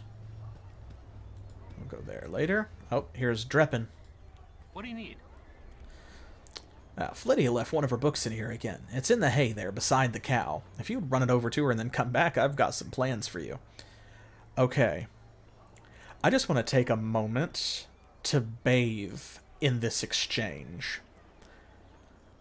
What amazing directions, and how blasé he is treating this. Like, oh yeah, she left one of her books there. It's in the hay there, beside the cow.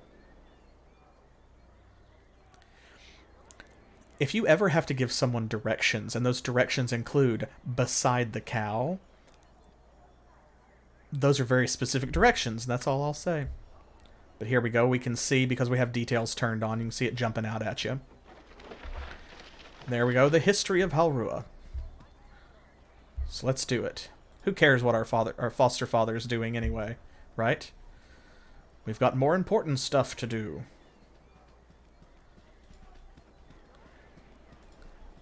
Hello there. My book. Oh, you remind me of Gorion when you grin like that. Raising you's been hardly mine, no, but he says it's a toil of love, a toil of destiny, even. You must be a very special child indeed, to draw such praise from a man of his silent nature. Here, take this little gem of mine. Maybe Winthrop will give you a little something for it. Excellent. There we go. And we can see, I'm going to expand this just a little bit so you can see more of it. There we go. So we've completed our first quest. We've gained 50 experience. We lost the history of Halrua, but she gave us a Lynx Eye gem.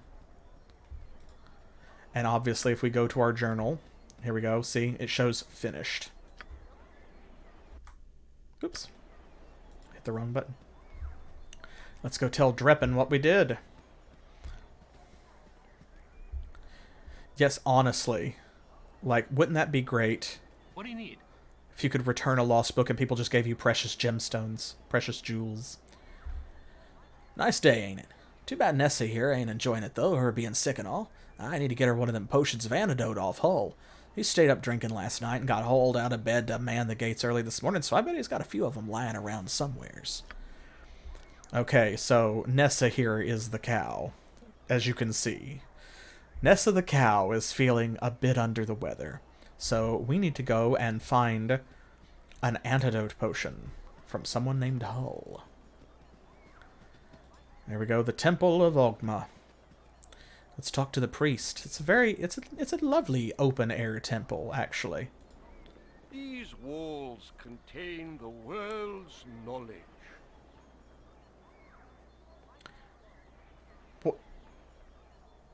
What walls, though? To which walls are you referring? I interpret that as the walls of Candlekeep, because anything else makes no sense since you have walls singular and you do not have walls plural. So, yeah, that's what it is. Nessa was out drinking with us and Hull. Ahem. I'm pleased to see that you have taken time to pay tribute to wise Ogma. Well, what do you offer at this Temple of Wisdom? So we can donate. We can purchase healing. We can have curses removed. We can raise the dead and so forth. They do have some stuff we can buy. We can purchase potions of healing, elixirs of health, antidotes, and stone-to-flesh scrolls. And we can also identify magical or other unidentified items. We don't need any of those services right now.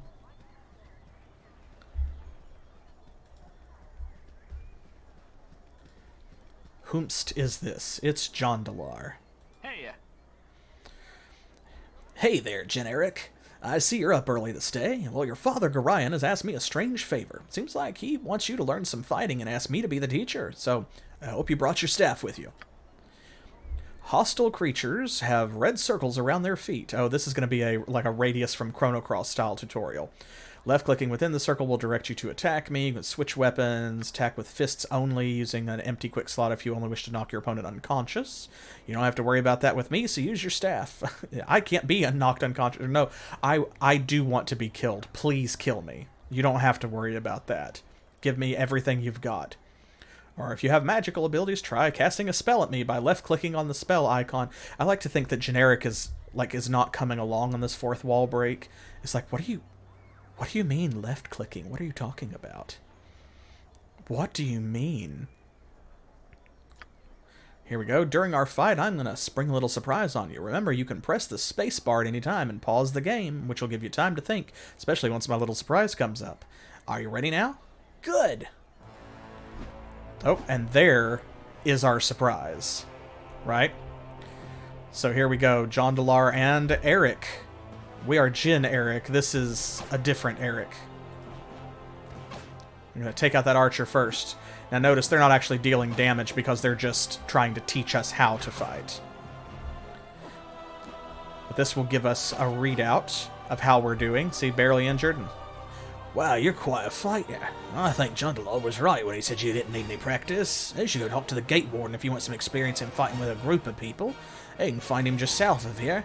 Out there, it can be pretty important to know how to fight with allies at your side. We didn't even have to defeat Jondalar, and then they just leave. They just book it. They're gone. They are gone. So here's the storehouse. By Moradin's hammer! I thought I asked you to clean the rats out of this building yesterday already. Up to it, get in there, says Revor the dwarf. Oh boy, Revor has once again pressed me into service in his storehouse. All reports suggest that our feline forces... I need to... I have to read that. This is one of the best... This is one of the best quest descriptions in any game. All reports suggest that our feline forces have turned traitor and that the rats are on the offensive. It appears that I am our last hope in the face of such an awesome display of power. Farewell, dear journal. Farewell. Okay, so... go ahead, and I actually am going to do a hard save, as it were. I've got a new keyboard, and I keep hitting the wrong button. Okay. Well, indeed, yes, Jen Eryk is a drama queen, and we stan. So, let's go see what this is all about. Uh-oh. Rats. Oh, rats. And look here, the cats are in here as well, but they just don't do anything. Oh, there's one. That was quick. Indeed, let's give them a right thrashing. Oh, we've gained 1 experience point for killing that rat. Look, the cats are just sitting there. And there are also auto-pause and feedback settings. Yeah. Oh my gosh, Blunt. Yeah, oh shit, it's a rat!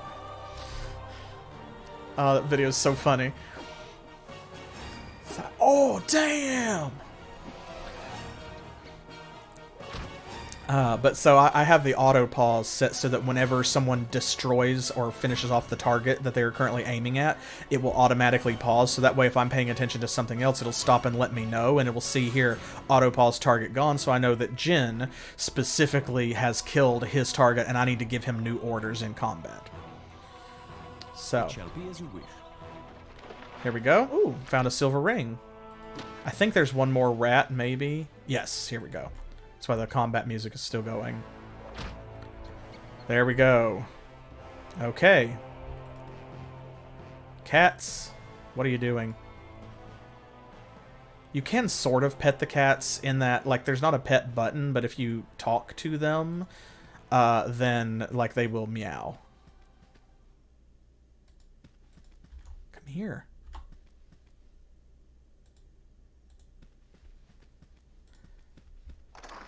Nothing in this box. More valuables? No. Okay, but we did get a silver ring. That's fine. Here we go. Ah, yes, kill them like the rats they are. A glorious battle unlike any this world has ever seen. Here's 5 gold pieces. Don't spend it all in one place. Thanks. Thank you. There we go. Mental note. Don't join the armed forces. They never inform you of the full danger when you enter, and they always pay you squat when you leave. Revor gave me all of 5 gold pieces for putting my life on the line in there. Isn't there a Candlekeep People's Revolutionary Front I can join somewhere? On the other hand, we did get 50 experience points for completing the quest. Ironically, more than we got for, you know, the rats or anything else. More tutors this way. Gosh. Okay, here's Hull. You can tell he's still tired. Me too. Hey kid, I woke late this morning, left my sword in the barracks before going on duty. If you want to get it for me, it's in the chest at the foot of my bed on the right side of the barracks. Quick now, before the gate warden catches me without it. You'll also find an antidote there. I think Dreppen needs one for old Nessa. Okay. Got another quest. Hey, it's me, Imoen. Hey, one of the most iconic characters, and she has a face. Hey, so if you just... It's so funny. I should have done it instead of going up and talking to her. If you just run away from Imoen, she will just chase you around for eternity, going, hey, it's me, Imoen. Hey, it's me, Imoen.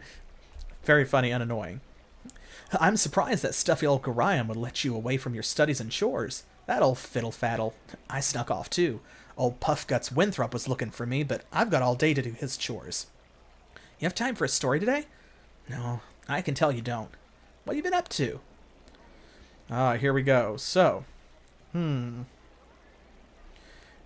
me be. I have no time to waste on you today, child. Now, despite her character portrait, she is presumably supposed to be somewhat younger than us, or significantly younger, since we are 20, and we are calling her child.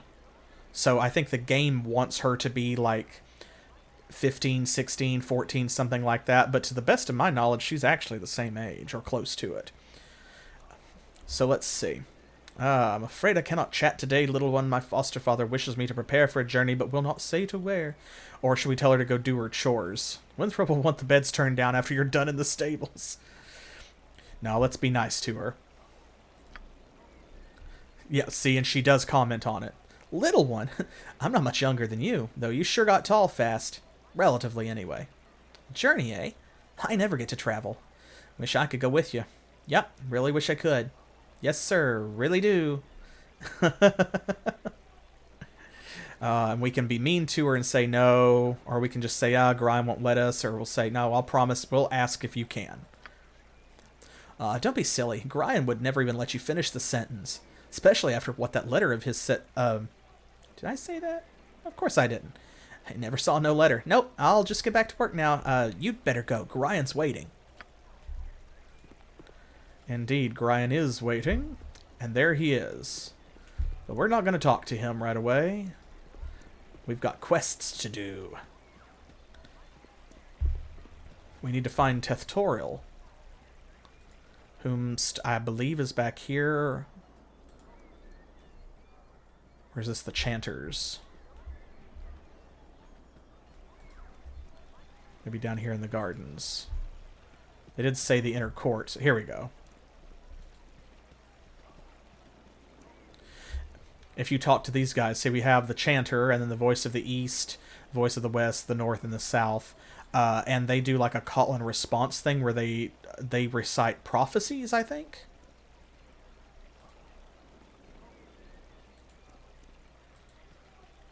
They're not doing it for some reason. That's okay. I want to stand there and listen to him anyway. Greetings, young one. Oh, there we go. There's Tethtorial. That's what it is. They're embarrassed. There's too many people watching. There's too many people watching. Firebeard has sent you to me, hasn't he? Very well, return this scroll to him, but then you must hurry and speak with Gorion. He is waiting for you on the steps of the Central Library. I assure you, child, it is a matter of greatest urgency. If it's so urgent, maybe you should tell me what it is. But first, yes. Let's go back to the inn. And we will take the Identify scroll back to Firebeard. Oh, now they're doing it.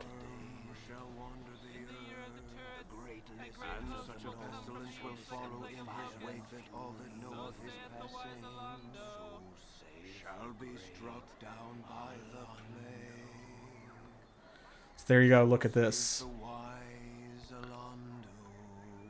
When conflict sweeps across the dales, the great lizards of the north shall descend with fire and fury, so saith the great Alando. Well, that's what I literally just said, but yes. The worm shall wander the earth, and such a pestilence will follow in his wake that all that know of his passing, etc. There we go. So Alando is the most famous prophet in the Forgotten Realms, if you know the lore, and actually the Dale Reckoning calendar that they use, like they don't count the names the way that we do. They, instead of saying like, 4972 or 1918, they instead give their years names, and they'll call it like the year of fire and fury, or the year of 20,000 storms, or the year of enduring darkness, or something like that. And those names are drawn from the prophecies of Alando, who predicted at least one major event that was going to happen in each of those years. Here we go. I'm glad to see that age has not hardened your heart towards an old man such as myself. I'll take all of your Identify scrolls. I have a great use for those types of scrolls. Here, allow me to cast a little spell on you. It'll protect you from any evil you might meet tonight. Thank you. He was grateful and cast a spell. I don't know what's out there beyond these walls, but I guess I'll find out soon enough. So there we go. He put protection from evil on us.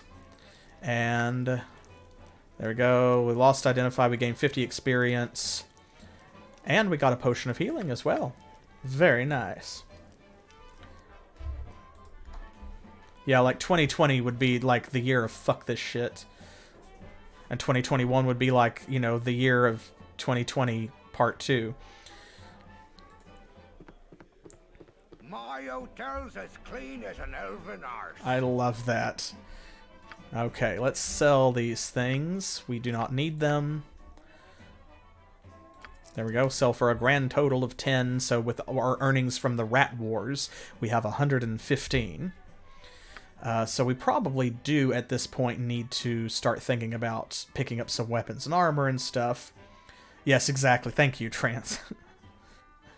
Heroes wear masks, so saith the wise Alondo. We need a warhammer, we need a shield, we need some armor and a helmet. We also need some... Let's see. Ooh, we can actually afford chainmail now. See, and each of these has different stats. Like, for example, chainmail is base armor class 5, but it's 3 versus slashing attacks and only 7 versus crushing. So you're easier to hit with bludgeoning weapons than you are with things like swords and axes if you're wearing chainmail. You have to have at least 8 strength to wear it, and it weighs 40 pounds. And here's all the people who can't use it. Look at that.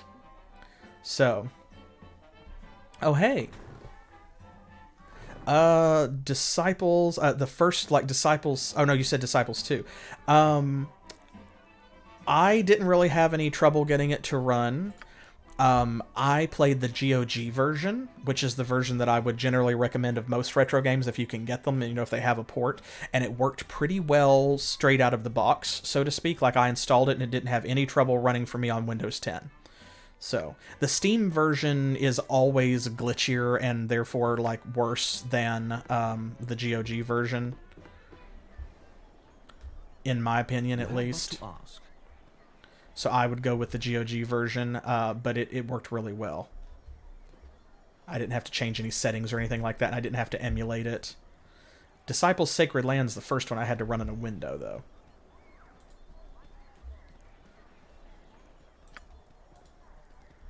Now, let's see. Over here. Ah, a barrel. What's in the barrel? 8 gold pieces. Well, I'm glad we came down here first.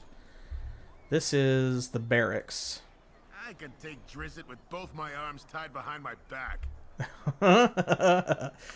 So he says, anyway. Very nice. Oh, thank you so much. I appreciate the follow. Yeah, Heroes 5 is so good. They were kind of contemporary, too, and at some point I've got to play 5 on this channel because that's absolutely one of my favorite games. I shall attend to it in a trice. Okay, we're going to go back there in just a second. Let's see, the bunkhouse. 3 is probably mechanically the best one, but 5 is my favorite because of the graphics and, like, the camera flybys and the castles and stuff.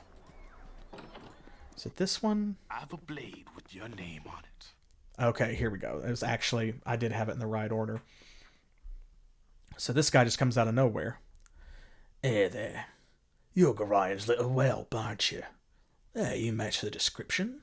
You don't look so dangerous to me. It's like, and how shall we answer?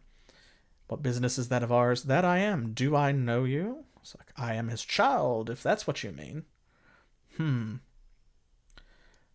Let's see. I still play 3. Yeah, all of them are really good, except for 4 is not great.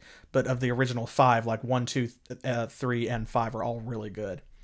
So, foster child. Gotta keep it straight.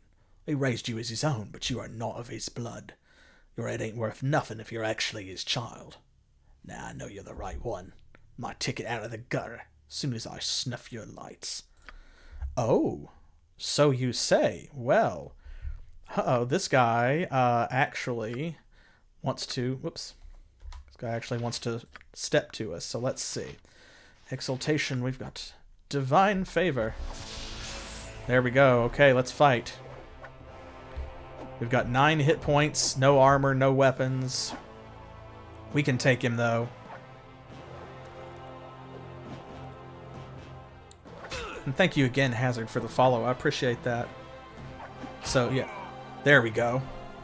I played Might and Magic 6 and 7 on the channel already, the RPGs rather than the strategy games, but I will play the TBSs at some point. So you can check that out on YouTube. Alright, here we go. We got him. And his dagger. It cost us a hit point, though. Oh, no. Not even anything in there. You have but to ask. Now, at some point... There we go. Someone's supposed to come up and ask us what happened. On your mind? I heard shouting, Eryk. Are you all right? Here we go. It's like, it's better you don't ask questions, Karan. You've instructed and inspired me throughout my childhood, and your heart would break to see what has just transpired here. But I feel like... So, how shall we go? It's like, oh no, he's dead. Whoever he was, he lunged at me with a knife. Oh, Karan, what is happening to this place? That's a little more dramatic. I think Jen is a drama queen, right? So, yeah, 6, 7, and 8 are all good. Do recommend all of them. Here we go. Let's go drama. It's not his place, child. It's you they're after. Gorian's waiting on the steps to the central library and wants you to go to him as soon as you've bought what you need at the inn. Oh, Eryk, I've been your tutor for so many years, and only in this moment have I come to doubt that my teachings have been enough. Go to Gorian, child. It is safe for you here no longer. He's going to go in there and clean up our mess, I guess. Now we'll go in this one. He is a drama llama. It shall be as you wish. I should have joined the army. Ugh, what a meat-filled night. That hull is too much, although he can't drink nearly as much as you and Nessa. Poor sap had to go man the gate this morning, too. I don't know how he does it. What can I do for you anyways? The Mead would explain why Hull forgot to put his sword on this morning. He sent me to fetch it. Sure. Should be in the chest over against the right wall there. Let's see, do you have any quests for us? Ah, he does. Here we go. Errands? Yeah, actually, I need a quarrel of crossbow bolts. If you could get some off Winthrop at the inn, I'll reimburse you. Very well. There'll be a few coins in it for you two. You can stop giving me that look. Good, thank you. Let's see, over here, I believe. Is this one? Yes, here we go. Hull's longsword and an antidote. Now, you'll notice there are other chests over here. If we open those, however... See, most of them, I think, are locked, if not all of them.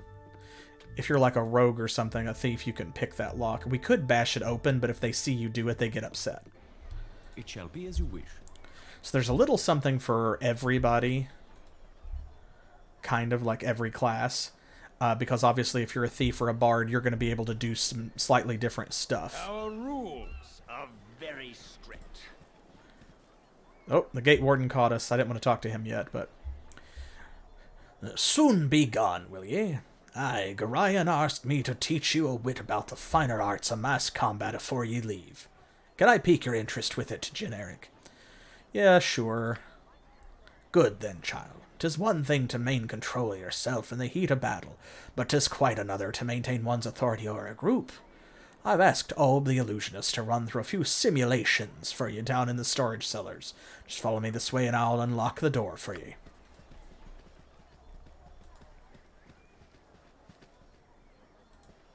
And there we go. Now we can go in there. We can go in here as well. You have but to ask. Sleeping man, sleeping halfling.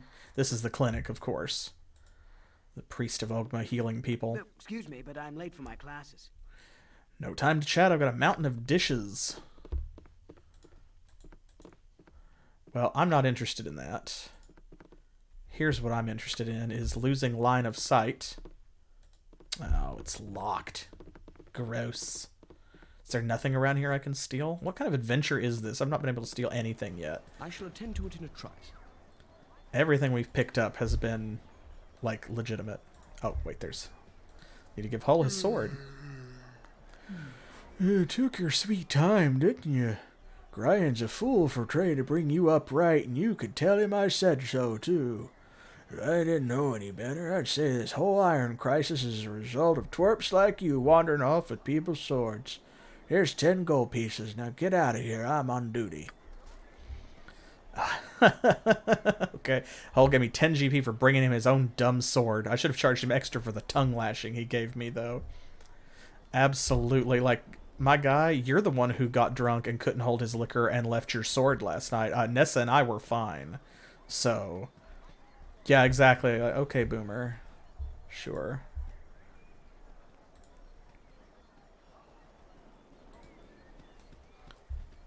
Ask me again if I care. Oh, we need to give the antidote to Dreppen. What do you need?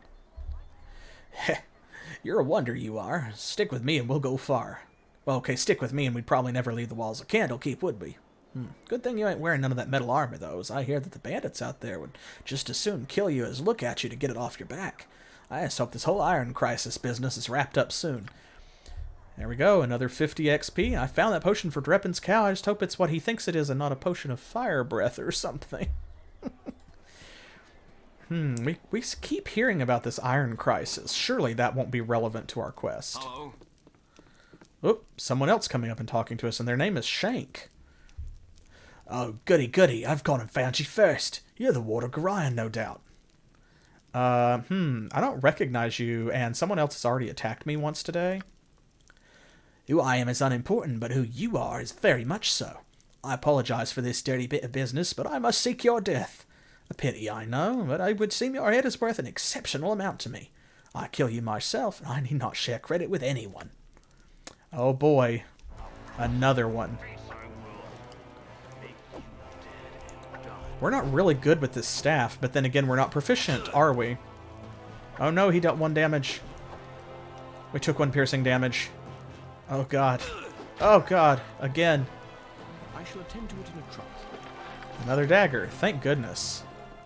I'm getting something out of all this anyway. Oh, hey, look at that.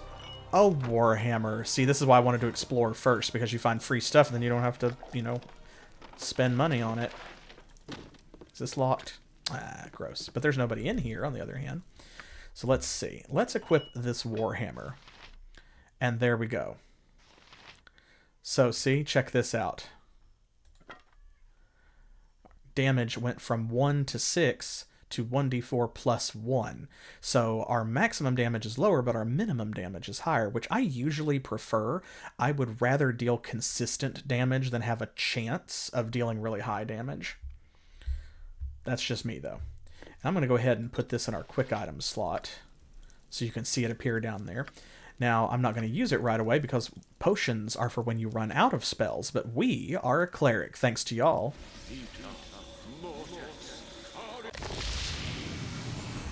There we go. I love those old-timey like chants getting cut off by the by the spell animations and stuff. Let's see. You have failed to force the lock. You have failed to force the lock.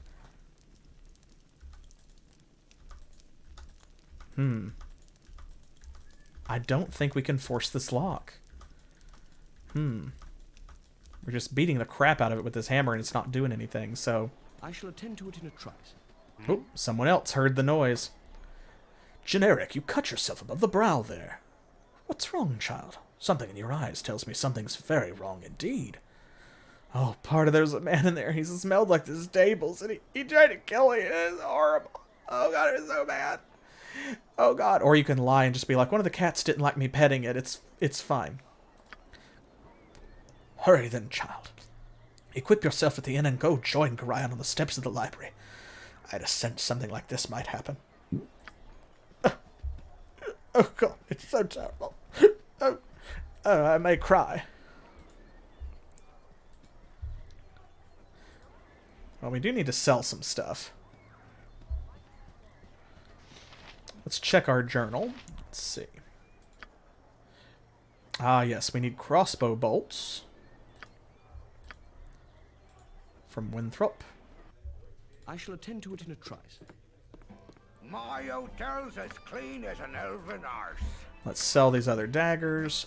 We can't actually sell a quarterstaff because it doesn't sell for anything. But what we can do is we can buy ourselves some armor and shields and things like that. So let's see. Since we got a free Warhammer, so chainmail is AC 5. Now, again, our AC is not as good versus crushing, but it is better versus slashing. That's fine. Anything is better than AC 10, which is what we have now. This is AC 4, and it's even lower versus piercing and missile attacks and better versus crushing. So it has no weaknesses, and it weighs the same as chainmail. So let's buy that splint mail, I think. Now, shields.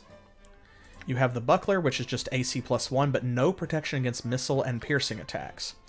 Then you have the small shield, which is a +1 AC again, and it does protect against piercing, but not against missile.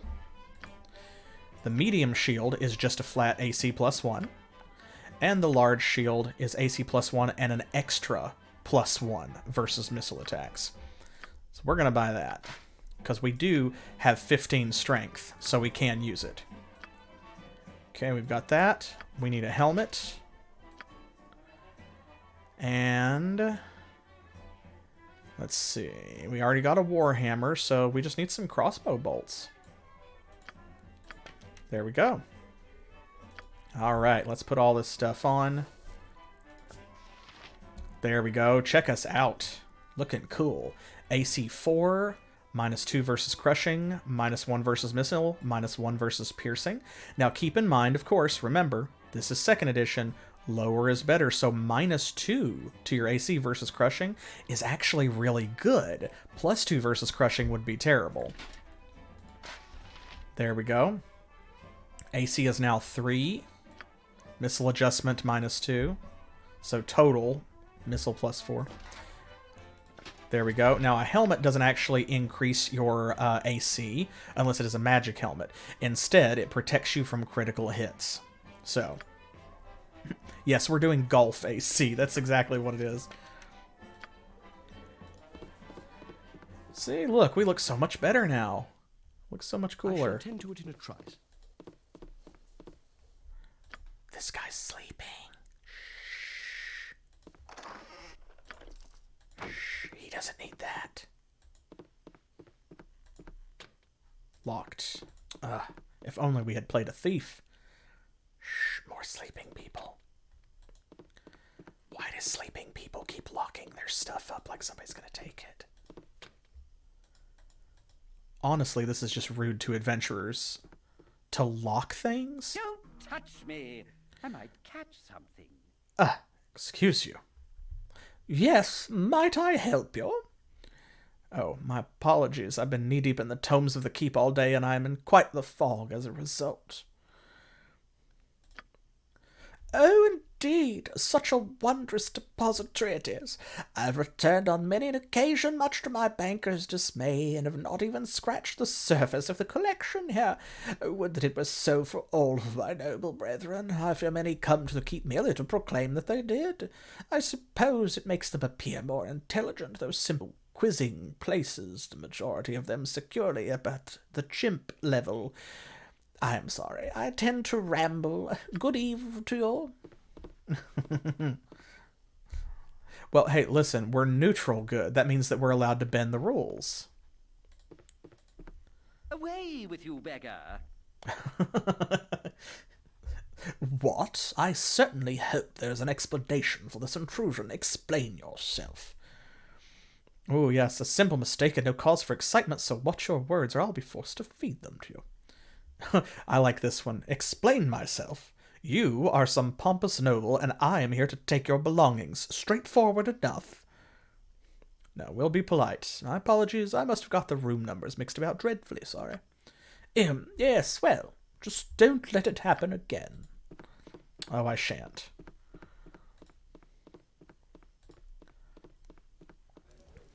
You have but to ask. Alright, let's take those crossbow bolts down there. You have but to ask. Let's see what Fuller gives us. Exactly. Exactly. Thievery is not a good act. but necessarily. It's not an intrinsically good act, but it's not intrinsically evil. We're going to use the money for something better than they were going to use it anyway. Well, yes, we'll buy a good Warhammer or something. I should have joined the army. Here you are, you little money grubber. Put a few gold pieces in your purse. Thank you. Fuller gave me a lousy 10 gold for running his errands. I bet I'd get at least 15 for being an errand runner in Baldur's Gate. Well, we will get a chance to find out.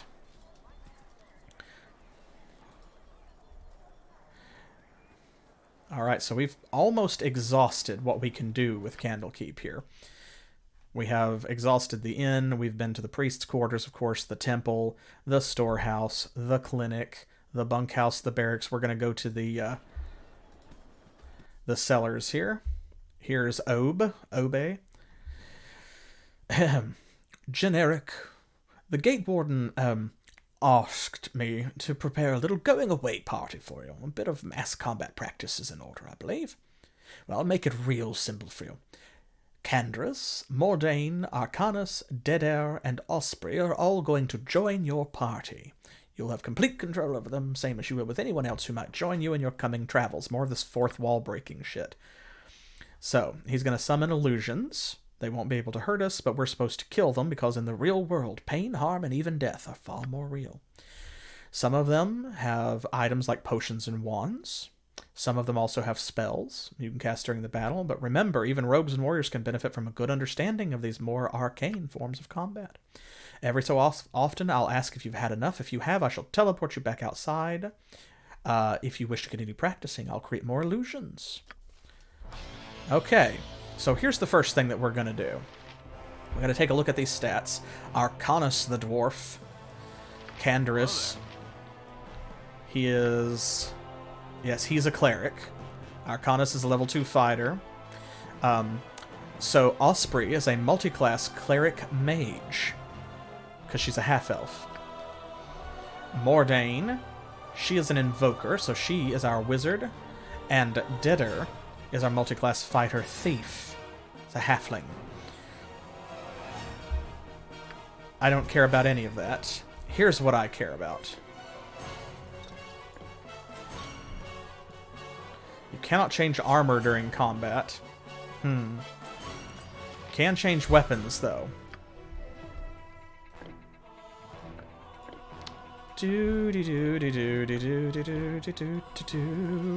This is a wand of magic missiles. Yep, see, all of this stuff is free. We could have gotten a free shield and Warhammer, too. We already got a free Warhammer, though. We wanted the large shield, so that's no harm done. Likewise, this guy's got a small shield +1, however, which is nice. Ooh, he has plate armor, but again, we can't take it. I wish we could, because then we could just wear it. So mace. This guy's got a cooler helmet than we do. Shield. We cannot take his chainmail.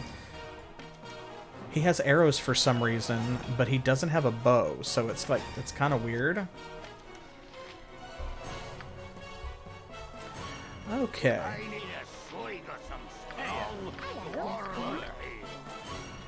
Alright, all of you go over here. What is it this time? You have but to ask. And here's what we're gonna do. We're gonna pick up all of this cool stuff that they just, quote-unquote, dropped. Oh, it's gonna be a heavy load. Look at that, it's coming in just under what we can carry. Oop, that's it. That's it, that's all. Okay, let's see. This quarterstaff can't even be sold, so we don't need it. We will leave it behind. Oh, these are two different... It's a potion of healing, a potion of healing. They're not stacking for some reason. Okay, well, that's fine.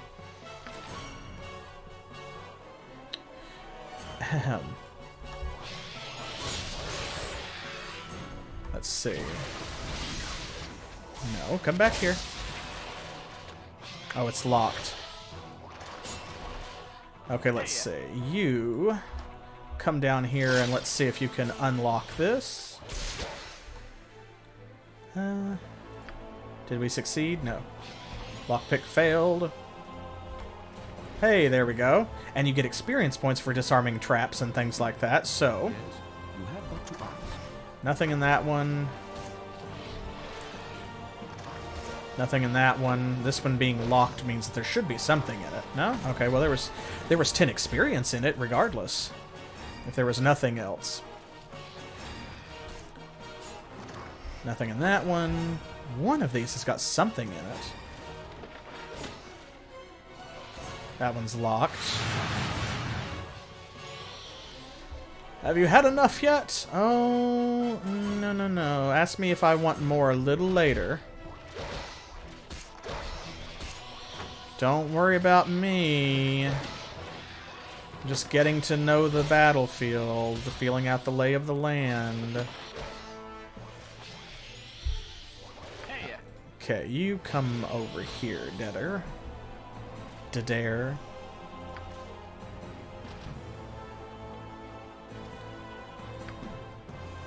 Let's see. Anything? No? Oh, is it not locked? I thought it was. Oh, okay. How may I be if it shall be as you wish? There we go. They are punching these fake gibberlings to death. What is it this time? Oop, there we go. Target gone. We will just have everybody attack. Let's see. Okay, we got everything that we can, so... I think I've had enough. Just take me outside. Alright, once I teleport you outside, you're not going to be able to get back in here again. This is for your own protection, as the illusions I use can sometimes be dangerous. That's fine. Experience points are the best treasure. Aw, but look, there we go. Unfortunate. Yeah, see, that's the thing, isn't it? They thought of that. Yeah, that's why the healing potions don't stack. Because it actually does have a different code, I guess, in the background of the game. Like, it shall be as you wish. It's a different item. You don't get to keep any of that stuff. It would be great if you could, but you can't. Now, you can, like, run all the way around there, but there is nothing back there, to the best of my knowledge and recollection. So, here we go. I guess that means that there's nothing else to do except talk to a Gorion.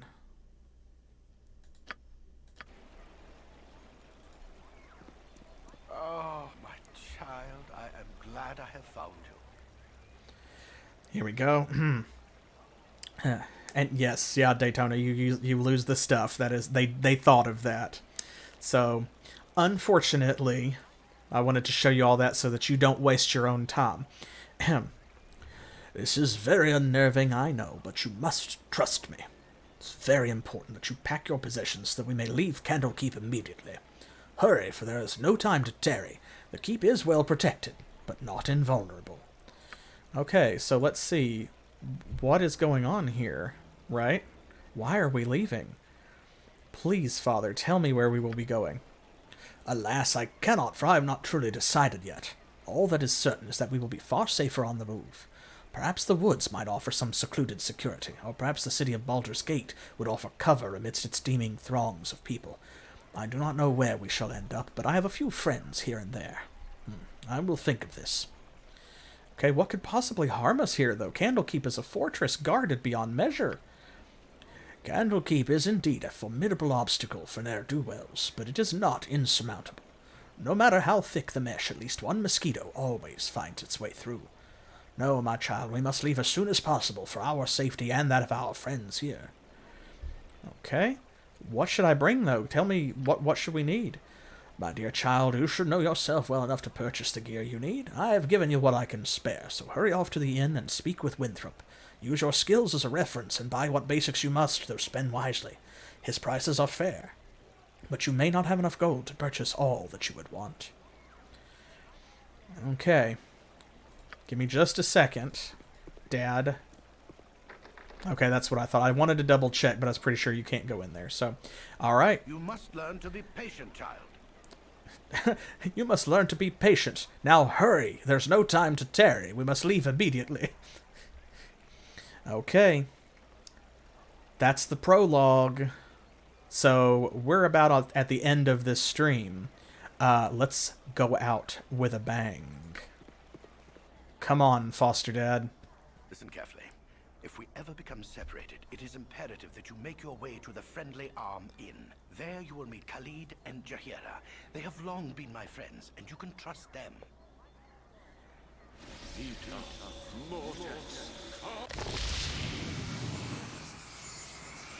Let's hurry, child.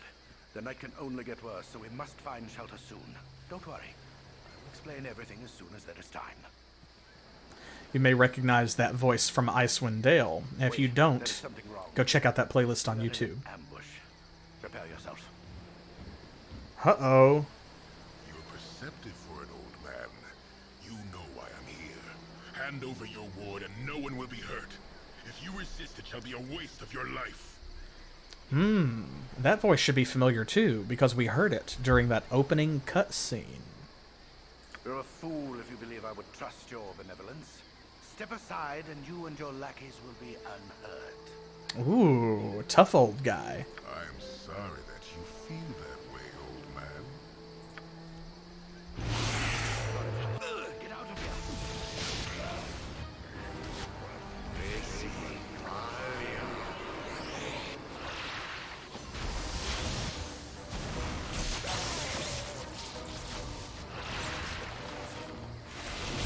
This cutscene can actually be kind of funny because it can go a couple different ways.